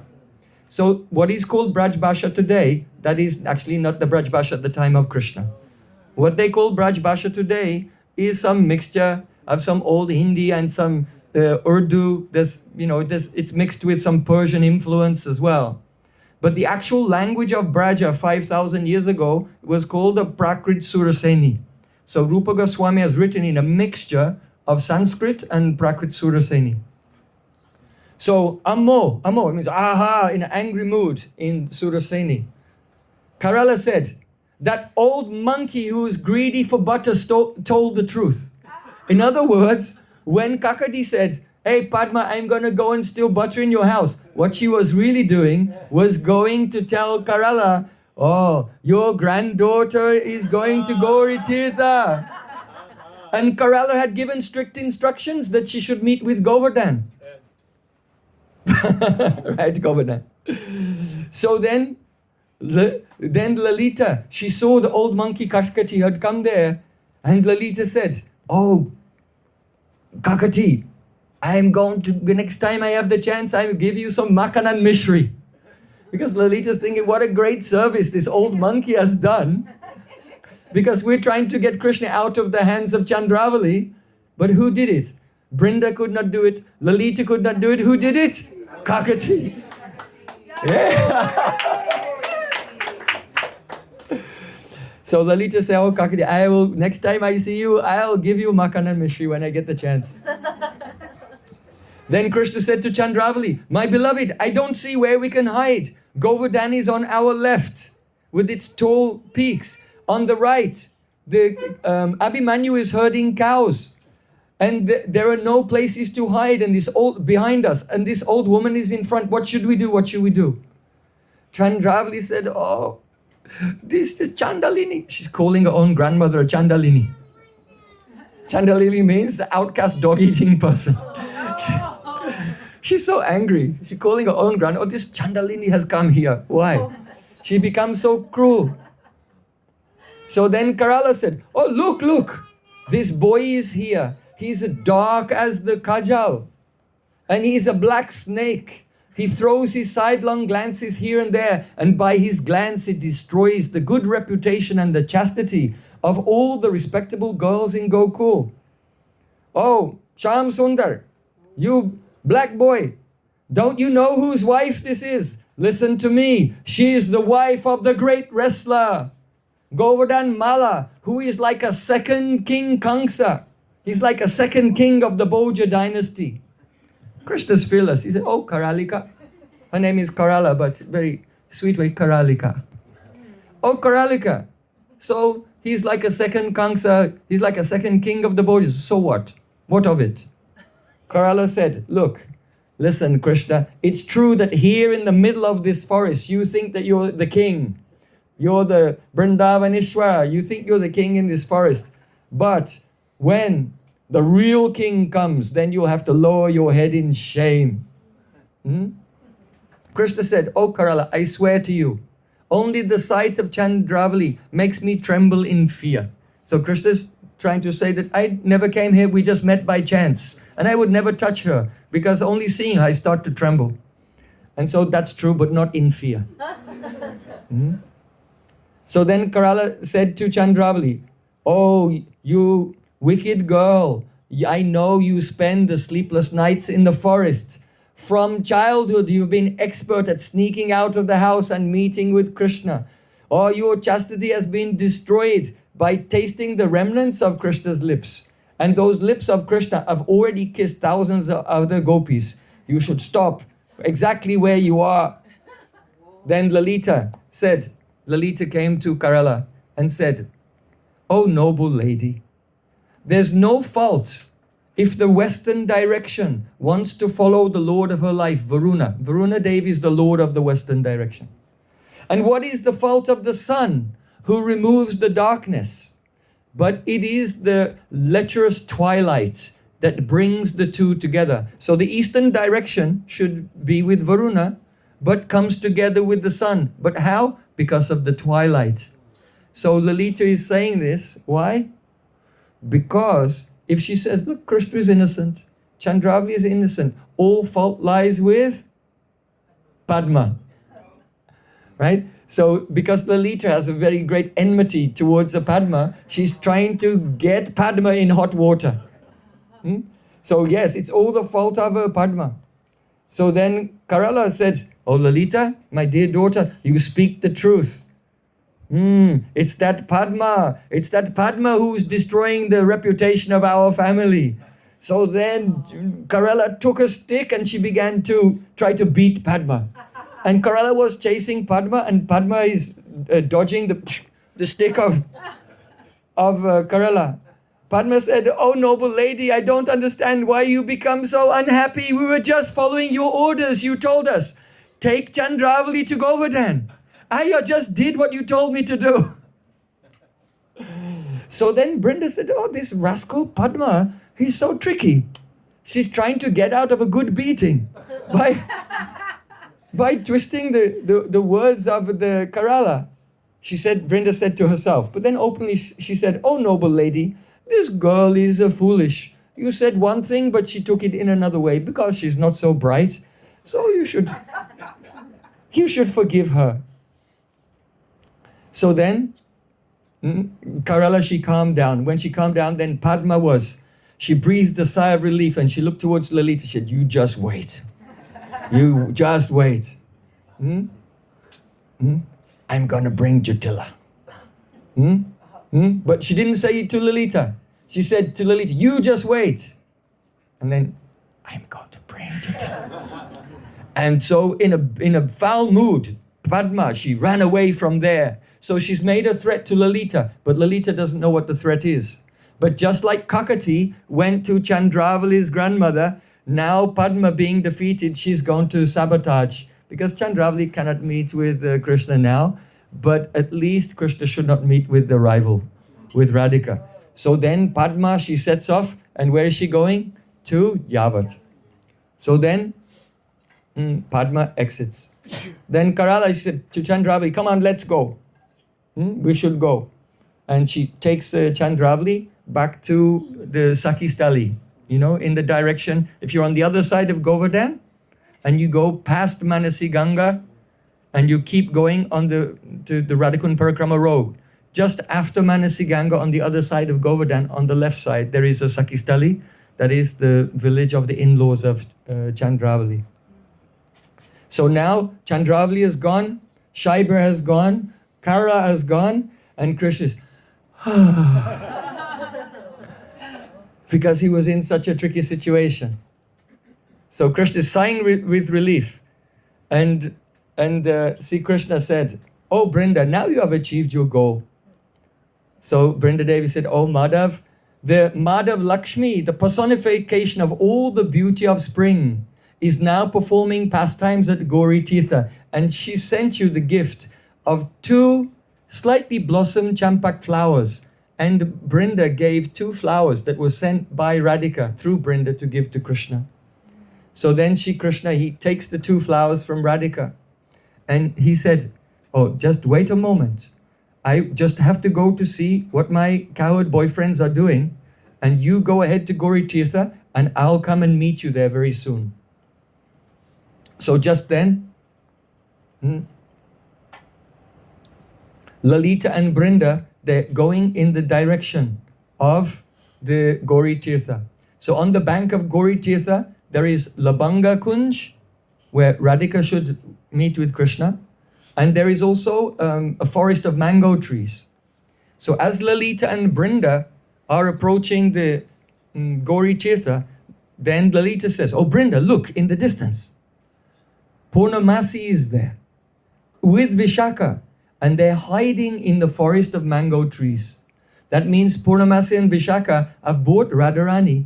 They're hiding in the mango grove, and they've left Radhika in the Labanga Kunj on the east side of Gauri Tirtha. So now Brinda, she says, "Lalita, look. Radharani is standing there. She looks like all beauty personified. Has taken, all beauty in the universe has taken a form. Her ears are decorated with lotuses. She has a lotus hanging from the tip of her swinging braid. She has a lotus in a lotus hand." Yes, remember that's what Krishna requested. And Radharani herself puts to shame the goddess of fortune. Then, so they can see Radhika in the Labanga Kunj. And then Purnamasi Devi, she's saying, Purnamasi is in the mango Kunj. And she's saying, "Oh look, with the charming flower buds on his ears, with a garland of kadamba flowers on his chest, a flute in his hand and peacock feather in his hair, shining with a red tilak upon his forehead. The personified rasa of Yashoda's love is enjoying pastimes in the distance." And Krishna is slowly moving towards Gauri Tirtha, where Radhika is hiding in the Labanga Kunj. So then Brinda Devi, she said, "Oh Sakhi, just see, there's the peacock, Tandavika. He's spreading his tail feathers and dancing." Without seeing Krishna, that Tandavika, that peacock, he cannot live for a moment. So because Brinda cannot see the direction that Krishna is coming from, Purnamasi can see. Brinda sees the Tandavika peacock dancing, so she knows that Krishna must be coming.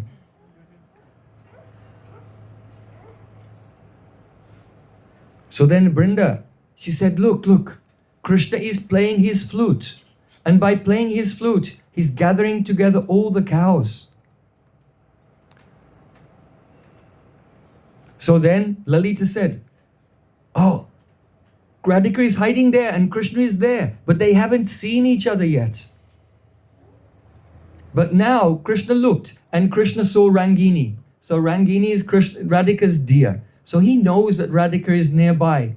So then Krishna, seeing Rangini, he starts to follow the deer, and then now Krishna has entered into the Labanga Kunj. So we know that Radha Krishna now in that Labanga Kunj. Brinda Devi says, "Oh Sakhi, look. Because Radhika could smell the fragrance of Krishna. Krishna was coming and she smelled his fragrance. So she got up from the Labanga Kunj and she's running and hidden in the Madhavi Kunj, in another Kunj nearby of jasmine creepers. So then Krishna was following the doe and thinking, aha, now Radhika must be here, because it was his idea that he should meet with her in the Labanga Kunj. and she's here. So then Sri Krishna entered into the Labanga Kunj, and there was no one. Huh? You see? So what is going on here? There are many, remember yesterday we discussed 5 ways to say no. And one of them is Sthana Nirvyapanam Tata, the third one, to get up and leave the place, right? That's one of the ways of saying no, to get up and leave the place. But remember, because everything is hidden in Braj and indirect, no means yes. Huh? So though Radhika didn't see Krishna, she picked up on his fragrance. He's coming to meet me here at this appointed place. Let me go somewhere else. Right? Hmm? This is Prem. This is the nature of Prem.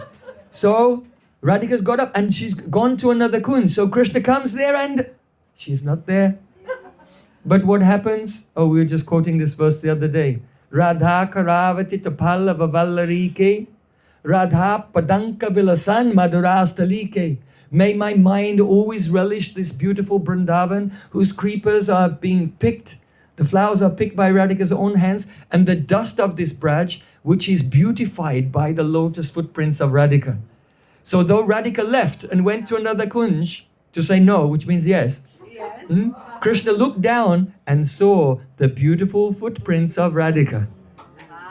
Where are they going? And so then, see, Krishna is following those footprints, but because he can see where the footprints are going, then he knows, oh, I will not approach her, I'll go around another way. So the two of them, they're very clever. Radharani is like, I can smell Krishna coming, let me move. I can see her footprints, I won't follow, I'll go around by another way. This is the crookedness of Braja Prem. Upachita Vakrim api shuddho jayati mura dvishi radhika anurag. Oh, glories to Anurag of Radhika. Even though it's pure, it's completely crooked. And Krishna is completely crooked. In 3 places. You know? Everyone says the neck, the waist, and the feet. No, gopis say you are crooked in 3 places. The past, the present, and the future.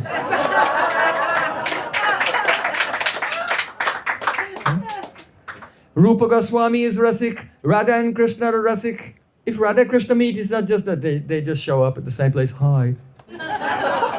No, this is full of rasa. Just when you think everything is going right and all the obstacles are gone, they create the obstacles themselves. This is the nature of this prem. Why? Because it increases the anurag. Yeah, like all of you now. Everyone's on the edge of their seat. Like, when are Radha Krishna going to meet? Huh? So this complete tease. So Krishna, he sees the footprints and he's following, but I'm not going to follow the whole way. I'll go around another way. So then Brinda Devi said, oh, look. Krishna is approaching Radhika from behind, and his hands, he's so excited to meet her that his hands are trembling. And from behind he came and put his hands over her eyes. Huh? Guess who? Lalita said, look, now feeling the touch of Krishna's trembling hands, Radharani's hairs are standing on end in bliss. And she's taken the lotus flower in her hand and she's turned around and she's hitting him with the lotus flower. Brinda Devi said, Bru Beidasmrita Sambrito Nahi Nahityukti Madena Akula Visrandot Tipani Roda Rachanam Shuskam Tata Krandanam Shisto Yasaki Radaya Muraham Sangopanopakramo Bhavastena Ridistito Murabidi Vyakta Samanta Dabut. How Brinda Devi is relishing this meeting of Radha Krishna. She's saying, Bru Beidasmrita Sambrito. Radharani is frowning. Her eyebrows are frowning. But she's trying to stop it, but a smile is coming on her mouth. What does that mean? That means that the frowning of the eyes means asammati. Asammati, I do not approve. Don't touch me, I do not approve. But the smile on the mouth says, Paramasammati, I totally approve. So she has the feeling yes, but she's manifesting the feeling no. And both are coming out. But the more she tries to hide the real feeling, the more it peeks out. So Radharani's eyes are frowning and her mouth is smiling. Nahi nahi tyukti madena kula. And she's saying, nahi nahi. What does that mean? Nahi nahi means nishade. It is forbidden. It is forbidden. But as she's saying, nahi nahi, her voice is trembling. Nahi nahi. Which means that she's so happy that nahi nahi, no, no, that is nishade, actually means parmavidhi. It is not forbidden. It is absolutely mandatory and obligatory. Vishranto the Dipani Roda Ratanam. And Radhika raises her arms to try to stop Krishna. And so Krishna is kind of wrestling a little bit with her arms, but her arms are so limp and weak due to ecstasy that her actually trying to stop him is actually encouraging him. So Vishranto the Dipani Rojanatam, the raising of the arms, it means that raising the arms means anabhishta. I don't want anabhishta. I don't want you to do this. I don't want. But because the arms are so slack and limp and weak, that tells Krishna not anabhishta but paramabhishta. Oh, this is my highest cherished desire. Shushkam tata krandanam. And Radharani is crying. But there aren't any tears coming. So it's completely fake. So by her crying, she's indicating to Krishna that, oh, this is the dukkha vyanjak. You are giving me suffering. But by the fact that there are no tears, she's indicating to Krishna, oh, this is pure bliss. So in this way, sangopanopakramo, the more Radharani tries to hide her feeling from Krishna, then bhavastena ridistito muradabi vyakta samantadabu. The more her heart becomes, her real desire becomes vyakt, manifested to Murabidi Krishna. So this, now Radhika, she cannot check Krishna, she cannot stop him. And so Brinda Devi is watching and laughing. Now Brinda Devi, she will not stay for all of the pastimes, but just the beginning of the loving pastimes. Then Brinda and Lalita and others, they'll recede and give Radha Krishna their private space.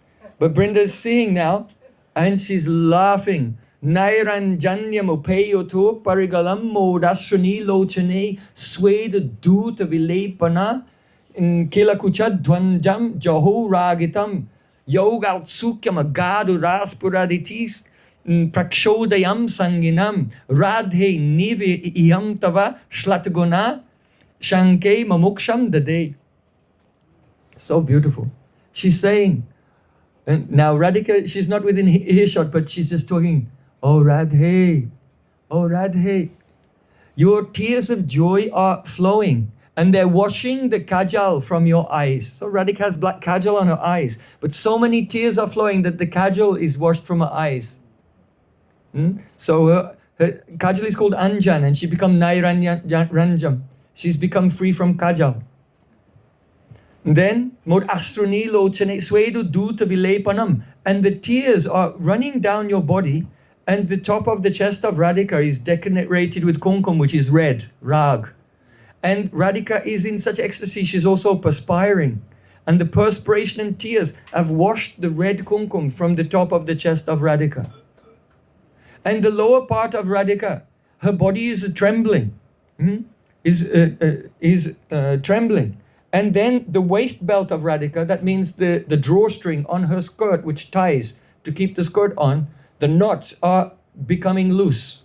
They're becoming loose. So it is very interesting that Brinda Devi is saying this, because the description of what is happening to Radhika step by step is all in the terminology of sannyas. It's all in the terminology of renunciation, the terminology of detachment, vairagya, dispassion, indeed liberation itself, liberation from the world. It goes to show that the pastimes of Radha and Krishna, they have no rajas, there's no lust, there's no calm, there's no scent of personal desire. It is a pure love, priti. That is the tad vishay anukul atmaka. It is based on they should please each other only. So when she said that your eyes have become niranjan, because of the washing of your tears. The word Niranjan means free from the gunas. completely free from the gunas. So who is free from the gunas? A liberated soul. So your eyes have become like a liberated soul. They become Niranjan. And then if you associate with the liberated soul, what will happen? The tears are fallen and washed away the redness from her chest. That is called rag. So rag also means redness, but also means attachment. So it is washed away the rag. So by associating with the liberated person, then the person will give up attachment to this world.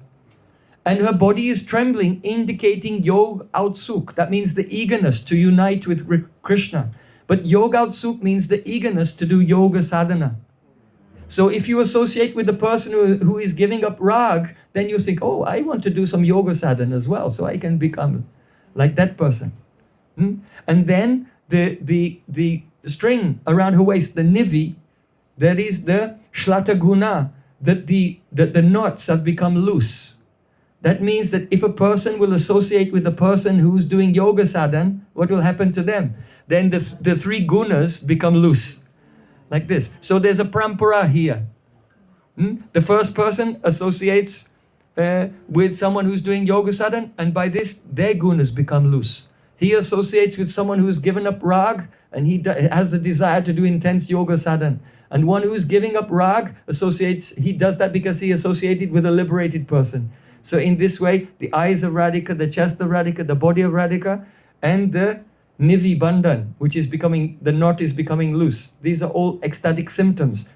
But Brinda Devi is describing them using the terminology of detachment and liberation, because this love is completely beyond this world. So beautiful. So then, Brinda Devi.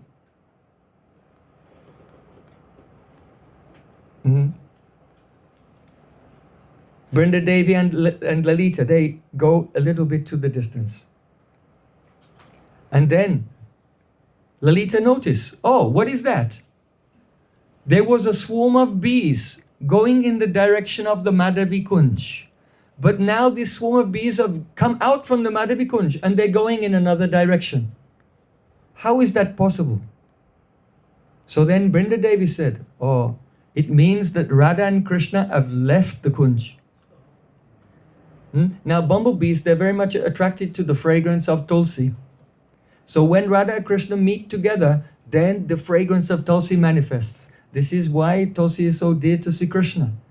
And so that the bumblebees are flying away from that Kunj means that Radha and Krishna have got up from the Kunj and they've gone. And they've gone walking into the forest. So then the Brinda Devi, there's many things, but I want to just complete the katha for today.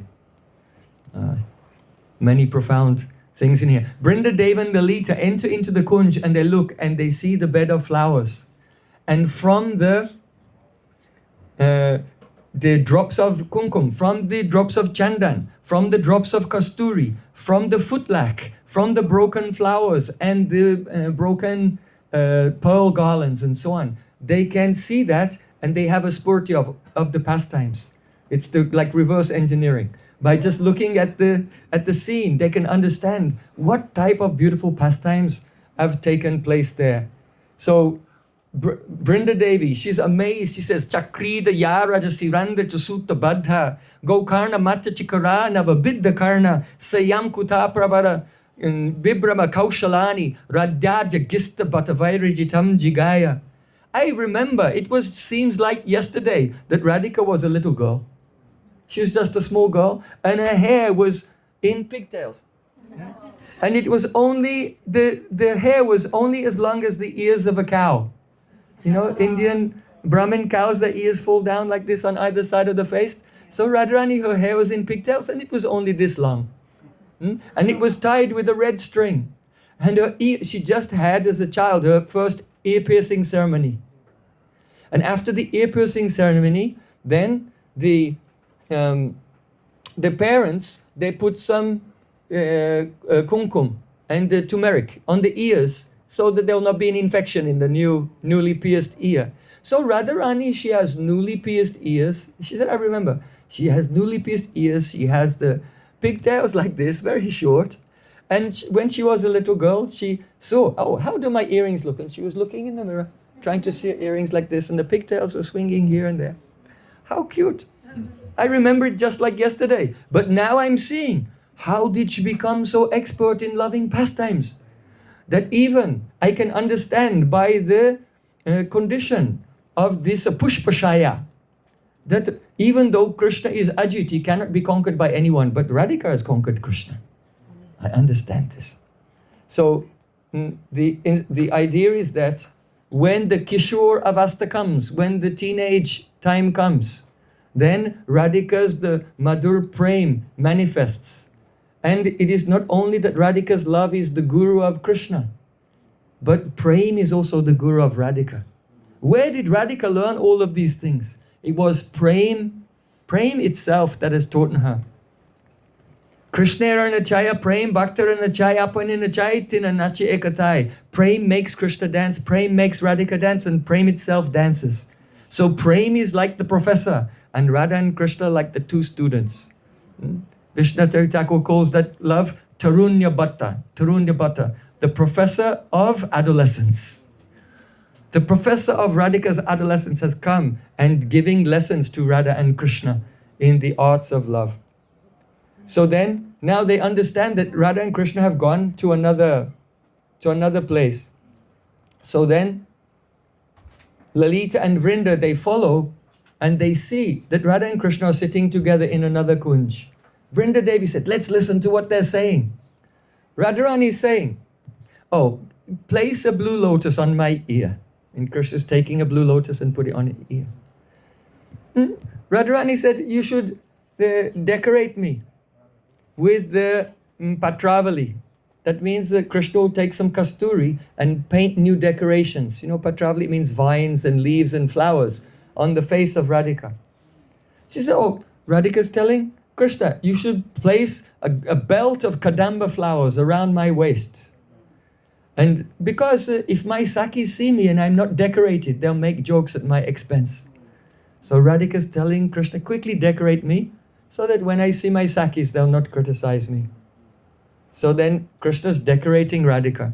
And Krishna said, Nitam te puna uktatam brahmarakai kasturika patrakam netrabhyam vipalikritam kuvalaya dwandam chakarnapitam haras chaspita kanti bangi bi alam pishtanu peshi krita kim radhe tavamandanena nitram anga asi jotita. O Radhika, what is the use of my decorating you? Because you are so beautiful, even without the decorations. I have painted this black kasturi patravali leaves on your forehead, but your beautiful curling hair is falling onto your forehead and competing. In fact, I have the fault of puna ukti. If there's a poet and he's writing a poem, but he repeats himself, then that is called the fault of redundancy, the fault of repetition. So Krishna said, Nitam te puna uktatam. If I paint your face with kasturi, then I have the fault of puna ukti, redundancy and repetition, because your own black curls are more beautiful. And though I have placed the blue lotus flowers over your ears, again, oh, this is bifal, this is fruitless, because Radhika has big blue eyes. And because she's looking here and there, the blueness of her eyes goes all the way around to her ears. And so again, there was no need to decorate your ears with the blue lotuses, because the blue light of your eyes reflects from your long glance. And, oh, I have decorated your chest with a beautiful necklace of jewels, of the diamonds. But this is also like pishtanu peshi krita. Pishtanu peshi means if you have something and you grind it to paste, right? And then you give that to someone and they grind it again. What's the point? You don't grind what has already been ground. You will not get anything extra. So pishtanu peshi krita, by giving a necklace of jewels around your neck, this is just like grinding what has already been ground. Why? Because when you shyly look down and smile, then the light of your teeth becomes like a necklace on your chest. So Radhika, what is the use of my decorations when you yourself are just naturally so beautiful? So what is this? This is, Radhika is Swadina Bhatrika Kanta. Right? Radhika became the lover who completely controlled Krishna, telling him, oh, you should decorate me in this way and that way. And Krishna, what kind of hero? Anukul and Delalit, yes. 96 types of heroes, so one is called the Delalit Anukul. So this is the moment. Radhika is Swadina Bhatrika, Krishna is the Delalit Anukul hero. And so, by manifesting this drama, by manifesting this katha, that the pure devotees, when they speak, they see it. And the pure devotees, when they listen, they also have darshan. And they don't just have darshan like window shopping, looking from far away. But by hearing this katha, then the devotees' Manjari Swarup manifest. And they are there looking into that kunj where Krishna is decorating Radhika. And this is, remember at the beginning of the class, we said in a drama there should be some udesya, some motive. And what is the motive? The motive of the drama is that those who are hearing will think, if I can attain Radha Dasyam, to be the Manjari, the maidservant of Radhika, that is the greatest joy in all existence.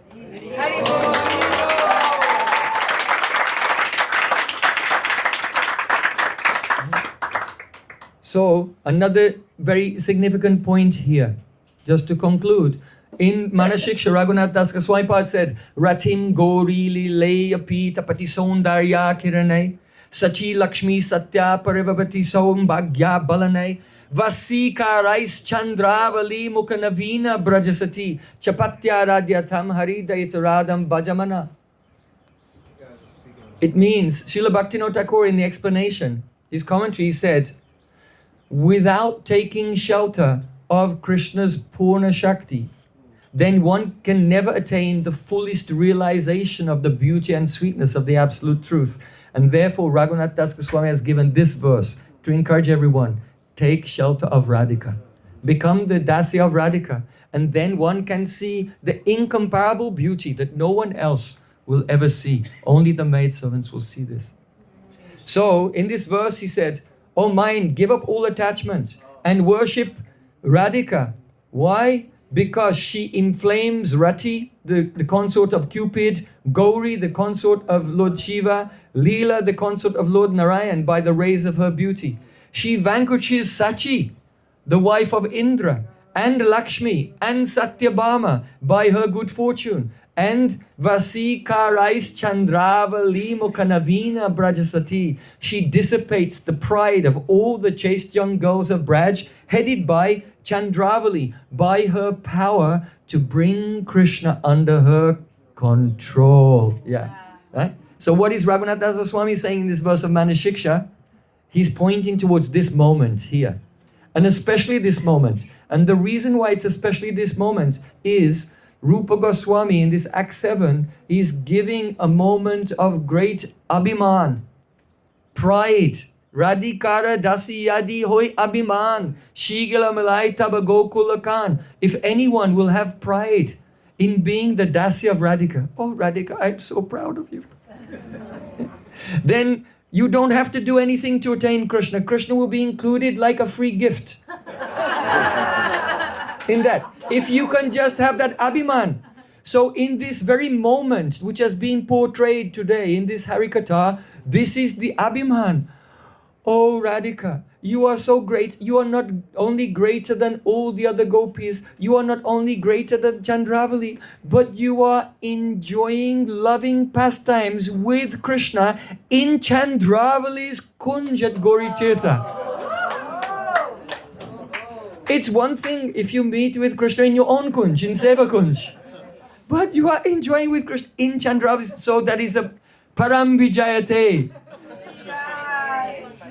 Radhe jaya jaya madhava daite gokula taruni mandala mayete. Oh glorious to Radhika. You are the most glorious out of all the young girls in Gokul.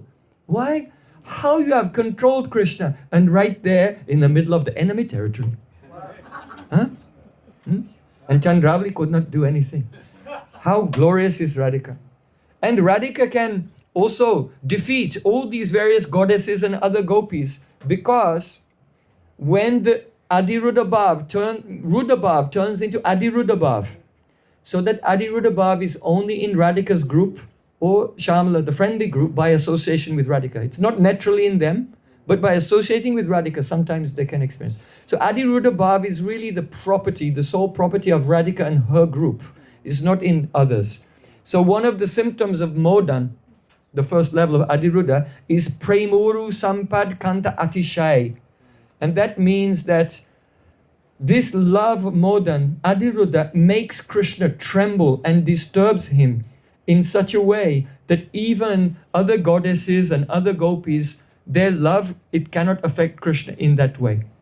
So that is the symptom of Adiruddha. So in this way, we have come to the conclusion that the fifth component in dramaturgy is Udesya, the motive of the author. And by this katha, by this drama, Rupa Goswami's motive becomes fulfilled, that everyone who hears it, or sees this drama, or remembers this drama, who chants and remembers doing bhajan absorbed in the verses of this drama, then they'll all develop the powerful desire for Radha Dasyam and become Radhika's manjaris. Jai. Srila Rupa Goswami Pada ki Jai. Sadhu, sadhu.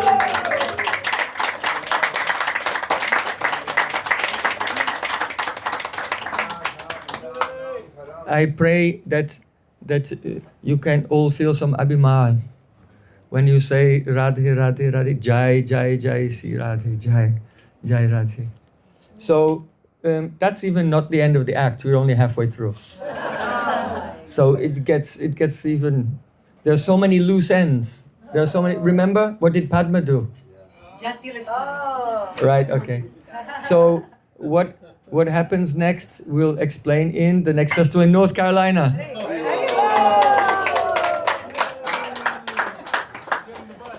So Haridas is already calling a bus company. So everyone, please join us next week for the festival in North Carolina. And if there's anything left over, there will be in New York. Jai. Srila Gurudev ki jai, Srila Prabhupada ki jai, Srila Rupa Goswami Pada ki jai, Sri Sachidandan Gauri ki jai, Vrindavan Bihari Lala ki jai, Rishabhanu Raj Kumari Ju ki jai, Jai Jai Sri Radhe. Go Premanande.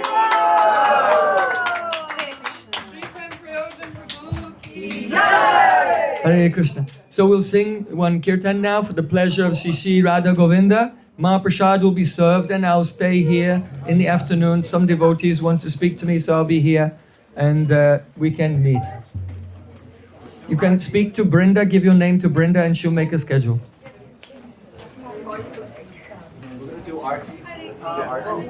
Yeah. So we sing Yashomatinana? Yeah. Okay.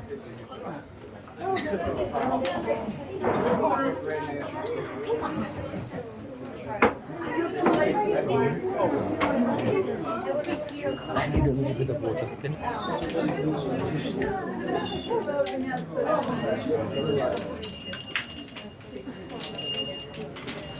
I'm going to be able to come to any further. Thank you so much.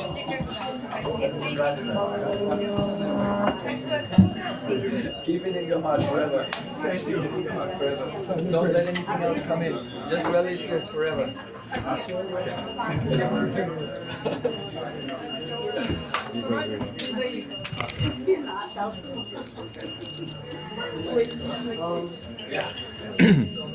Yashomati Nandana Brajaparana Gara Gokula Ranjana Kana Yashomati Nandana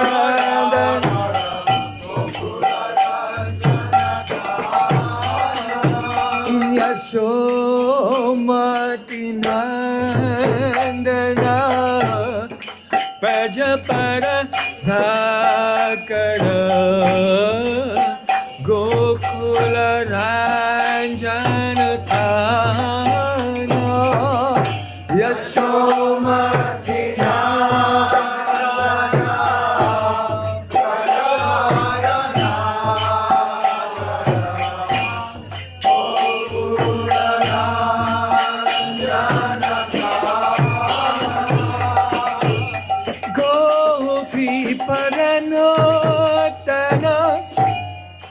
Madana Manohara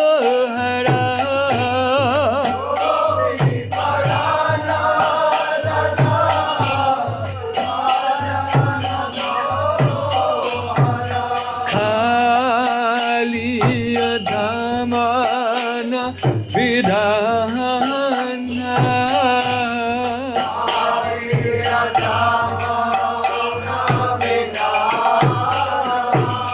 Yashomati Nandana Vrajapara Dhakara Gokula Ranjana Thana Yashomati Nandana Vrajapara Dhakara Gokula Ranjana Thana Amala Harinam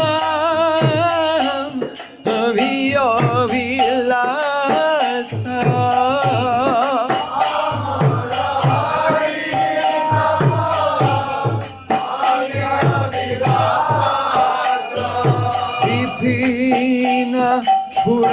Purandara Unnabhinanagara Bara Vamsi Badhana Suvasha Vipina Purandara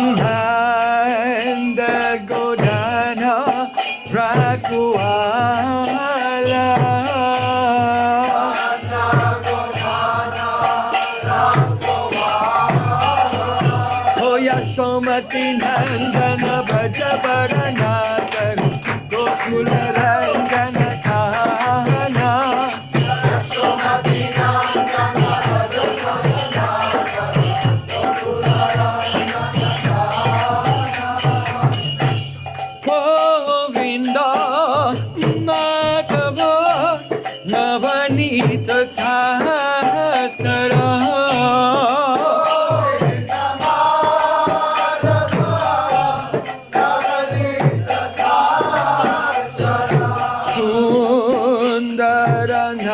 Sundarananda Gopala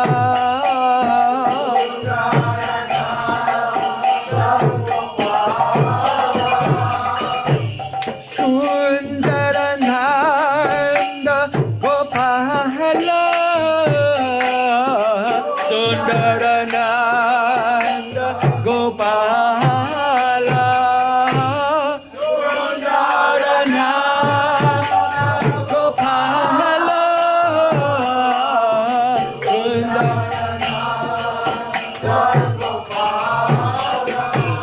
Yashomati Nandana Vrajapara Dhakara Gokula Ranjana Thana Yashomati Nandana Vrajapara Dhakara Gokula Ranjana Thana Yamuna Tata Chara Gopi Vasanara Rasarasika Pipa Mohiya Yamuna Tata Chara Gopi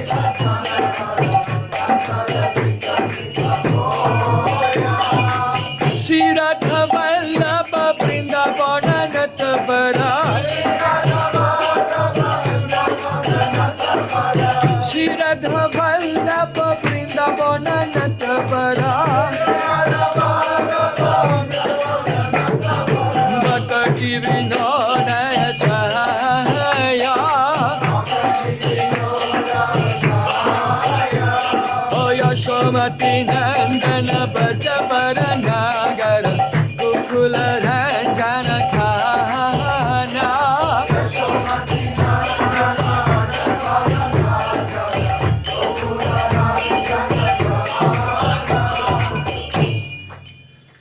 मेरो राधा रमन गिरधारी गिरधारी श्याम बनवारी मेरो राधा रमन गिरधारी गिरधारी श्याम बनवारी ओ मेरो राधा रमन गिरधारी गिरधारी श्याम बनवारी मेरा राधा रमन गिरधारी मेरा राधा रमन गिरधारी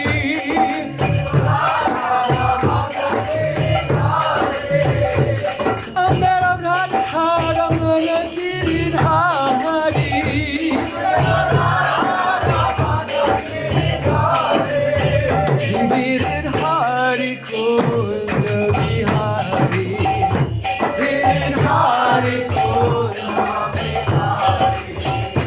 गिरधारी रास बिहारी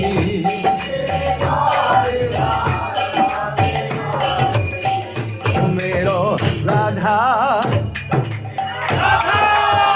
ओ मेरो राधा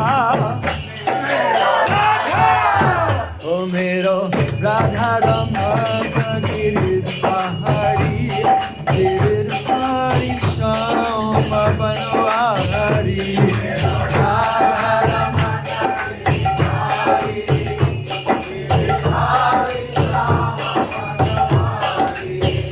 ओ हरे Krishna Krishna Krishna Hare Hare Hare Ram Ram Ram Ram Hare Hare Hare Krishna Krishna Krishna Krishna Hare Hare Hare Ram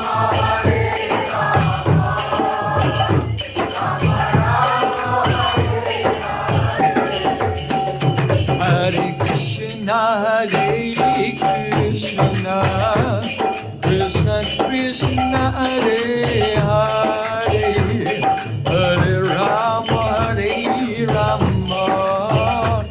Rama Rama, Hare Hare. Hare Krishna, Krishna Krishna, Hare Hare.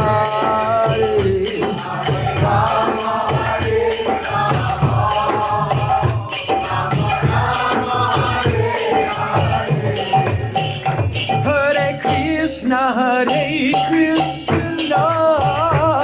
Krishna Krishna, Hare Hare, Hare Rama, Rama Rama, Hare Hare. Hare Krishna,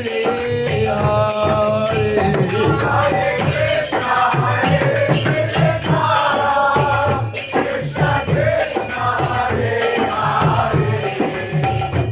Hare Rama, Rama Hare Hare.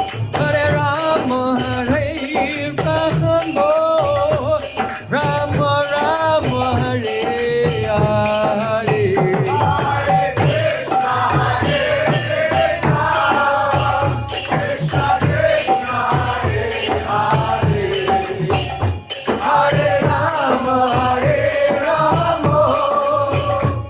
Rama Rama, Hare Hare. Hare Krishna, Krishna Krishna, Hare Hare, Hare Rama, Rama Rama, Hare Hare.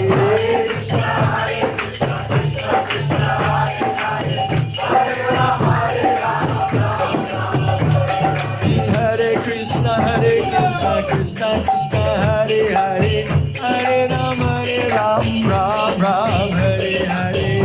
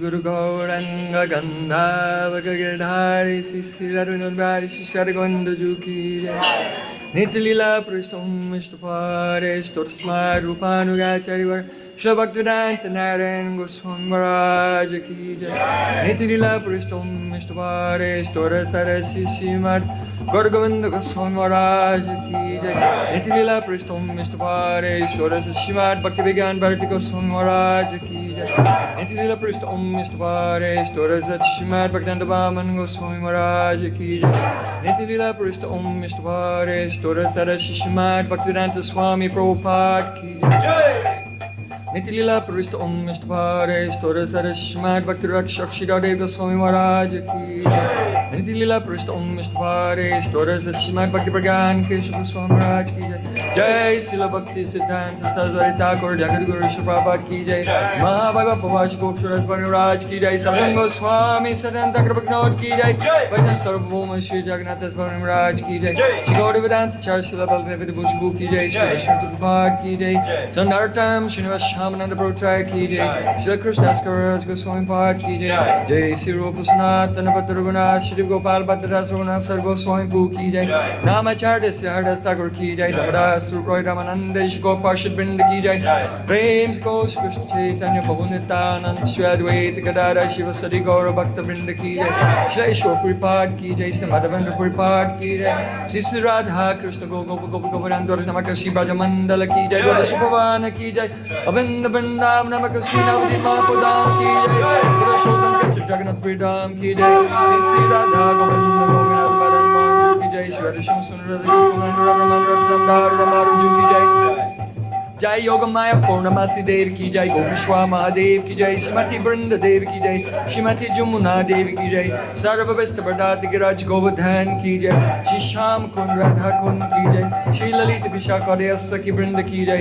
Shri Rupa Manjarit Manjari Saki Brinda ki jai, Gurnamanukari Sri Harinam Sankirtan ki jai, Grantaraj Shrimad Bhagavatam ki jai, Chodam Chosampradaya Charta Brinda ki jai, Sarva Bhakta Vigna Vinashankari Sri Nisingade Bhagavan ki jai, Bhakta Pavar Shri Prahlad Maharaj ki jai, Jai Shri Jagannath Baladev Subhadra Sudarshan Ju ki jai, Shri Shubha the Bhoga Arti ki jai, Ananta Kori Vaishnav Brinda ki jai, Samagata Bhakta Brinda ki jai, Madeswara Sasri Vrishabhanu Nandini Simati Radharani ki jai, Hai Gaura Siddhanath Premanande, Hari Hari Bol.